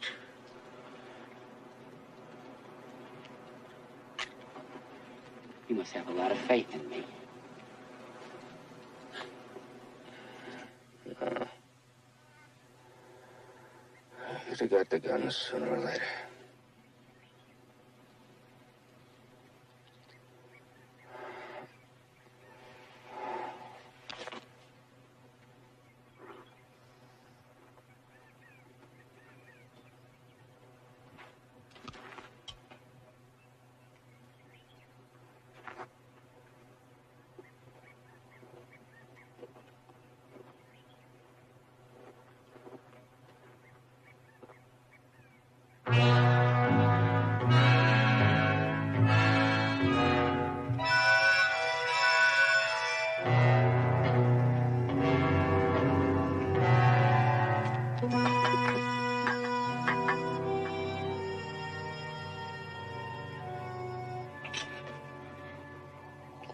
Be careful now, not too fast, not too fast.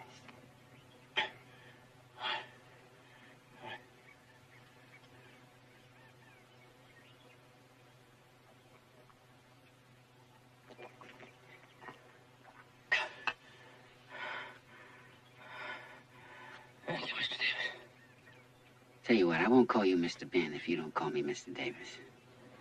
That's your first name? No, that's my middle name. They didn't give me no first name, no last name, just Davis. Kind of strange. What you call your horse? Buck. Is that his first name or his last name?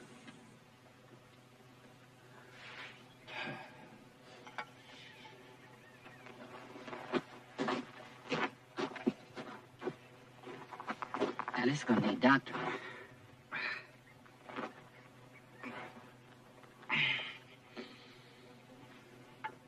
Can you do it? Well, I can tend it, but I don't know about doctoring.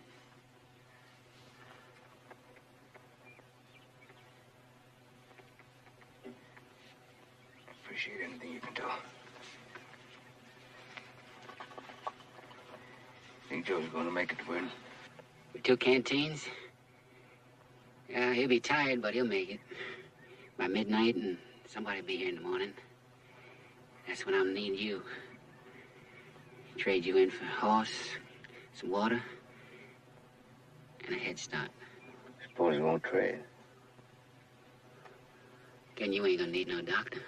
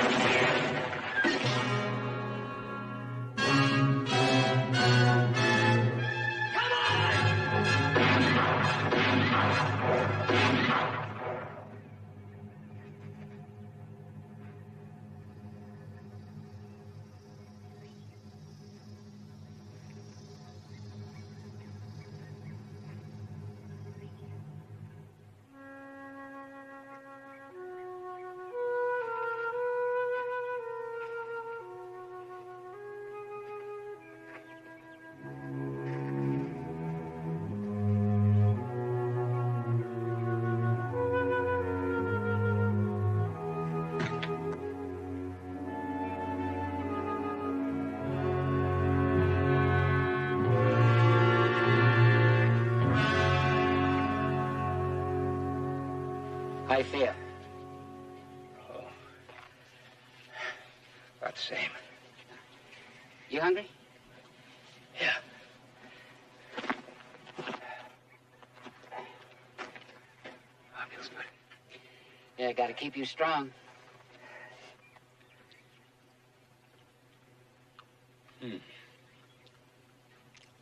Answer me a question. You believe the answer? Why'd you kill Clayton? Is he a friend of yours? He only got here about a year ago. Hardly knew him. Well, I knew him better than you did. I know him all my life. He's the one that named me Davis. That a reason to kill him? There was others. You ever own a man? No. You ever been owned? Then you can't begin to understand the reasons. Well, I can understand hate, though. Men kill for a lot of reasons. Hate's just one of them. You don't know nothing about it. A man that knows something about hate, he don't give away his gun. You figure I made a mistake? No, mister. I don't hate nobody now. All my hate died with that man back there in Wells Junction. All I want to do now is stay alive. That's why I need you.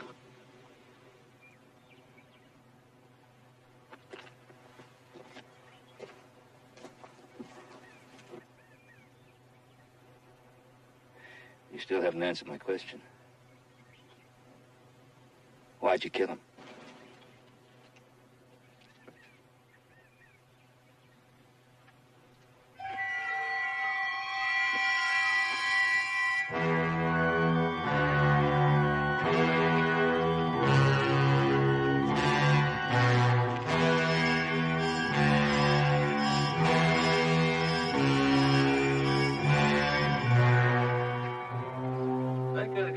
out, Pa, and started back to Virginia City another way. Yeah, they could have. Then we ought to head on out, too. All right, Jimmy, you go get the horses. We've kept this man from his work long enough. Oh, no, that's all right. I was proud to have the company. If any of that posse straggles in, would you tell them we went on back to Wells Junction? Who's we? Well, me and him. Oh, yeah, I'll do her. Much obliged. Sus soldados vienen aquí, se van a buscar a los indios donde siquiera no saben dónde están. Yo les sé que ellos sí no me hacen caso. Tú, viejo flojo, que no sirve de nada. ¿Para qué no? Aquí en la noche nos van a matar cuando estemos dormidos. A ver, muévete para allá. Yo creo que está rezándole aquí para que vengan los indios y me llevan para casarte con mi hermana, que es más joven, ¿no? No te conozco, viejo sonso.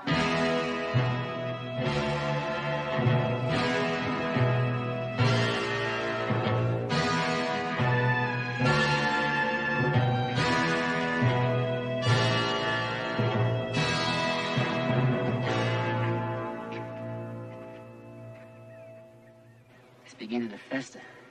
I gotta do something. The only thing I know to do is to cut it open and let it drain.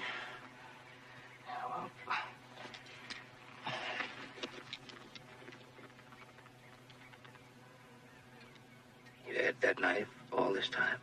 Wasn't you I wanted to kill. It was him. Now it's gonna hurt. Oh, it can't hurt much worse than it does now. Oh, yes, it could. You better bite down on something. Go ahead, do it.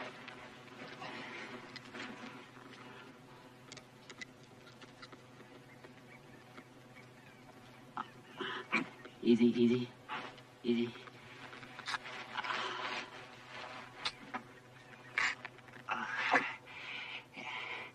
That does it. Come on.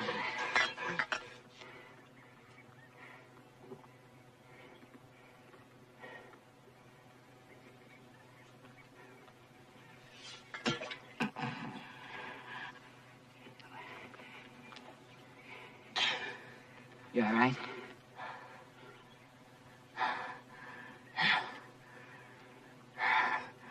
Sure. I should be all right now. Thank you.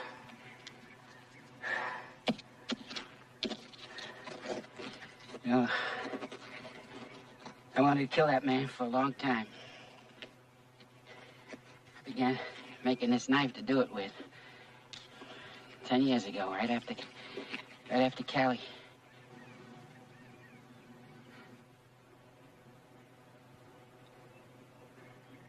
Years ago. Right after Cali, I was moved up to that big house. Cali was my girl, mister. Ever since we played together down in the quarters, two was old enough to work in the fields. She was the only thing I ever wanted.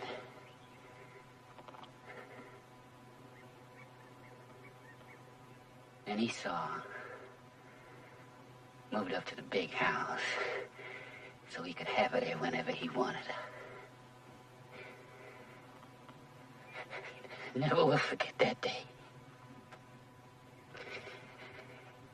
Never will forget them screams for help I saw in her eyes. Never will forgive myself for not doing something about it then.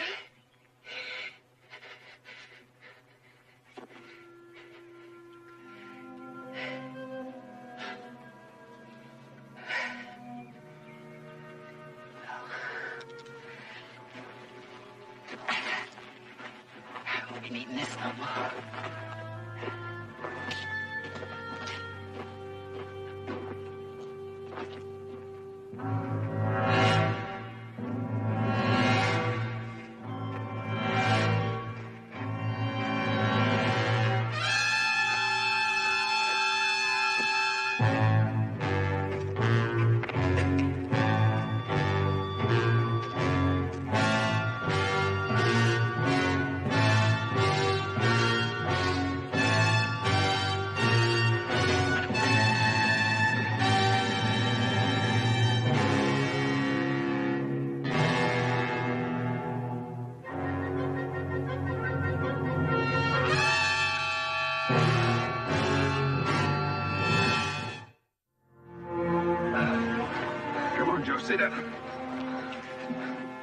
Not too much now, just a swallow.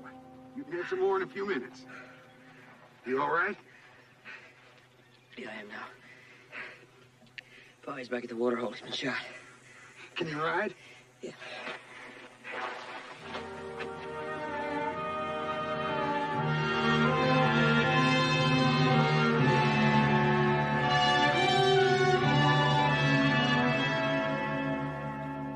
Nobody's coming out there. I guess it's time for the horse trading. What happened to Carrie? I don't know. She worked in the house about a year. She didn't smile no more. He sold her. See, after the war down there, everything just come apart, you know. People went every which way, and I couldn't find her. So I went looking for him. I thought I was free, but free man is the man on a big horse, you know. So I got me a big horse. A free man is the man who can take care of himself.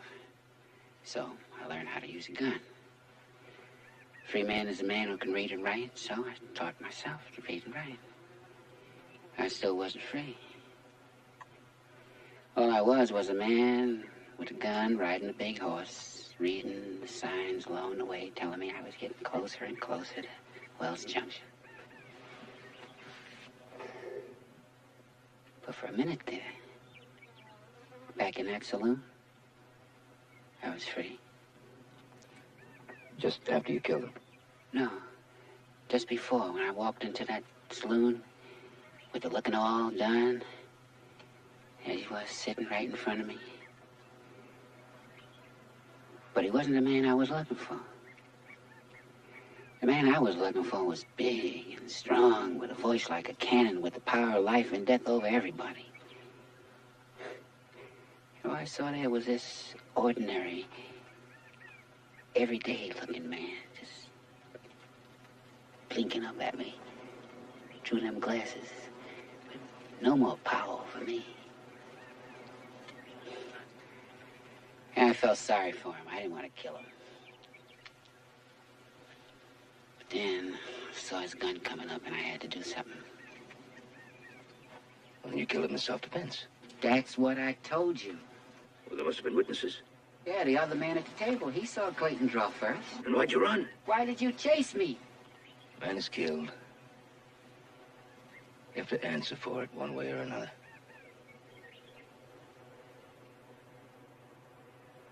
You're right.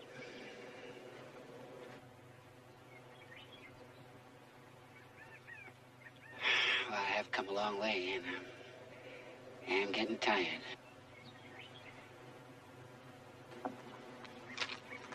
All right, Ben.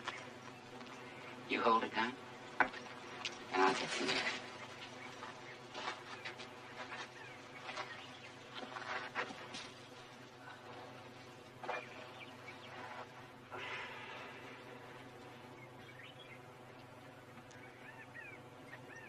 If you ever caught up with them Indians, we saw them in Verdun and recognized your horses. Yeah. But they didn't have your gun, so I figured maybe you're still out here someplace. And hurt, maybe. Well, I've done all I can do for you out here. You'll be all right till we get you back to town. Thank you. Just when we get to Wells Junction, get the best lawyer in town for him. You bet. You know, you did a pretty good job cleaning out that wound, considering. All right, chauffeur, bring them horses.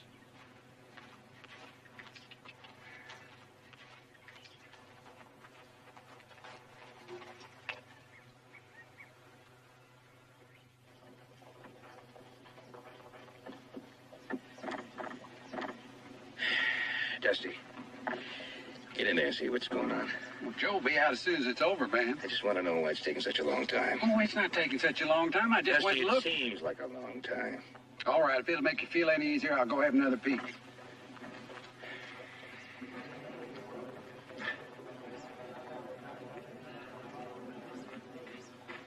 Happened just like you said it would.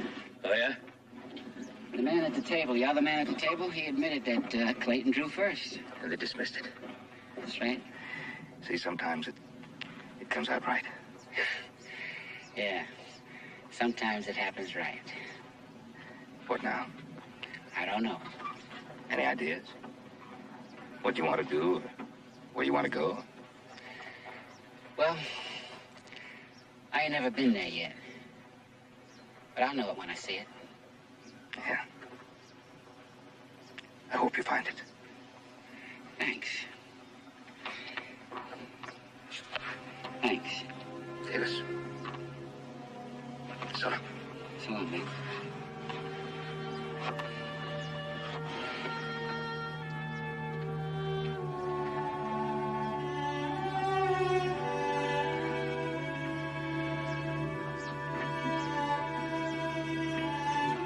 Hey, still like to buy this horse? You don't think I could walk all the way across that desert to Tonopah, do you? Why not? I almost made it. Yeah. But you almost did. Get out of here, will you? Hey.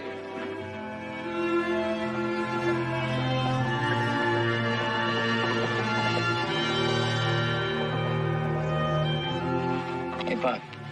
Do me a favor, will you? What? Next time there's a posse, don't volunteer for the desert.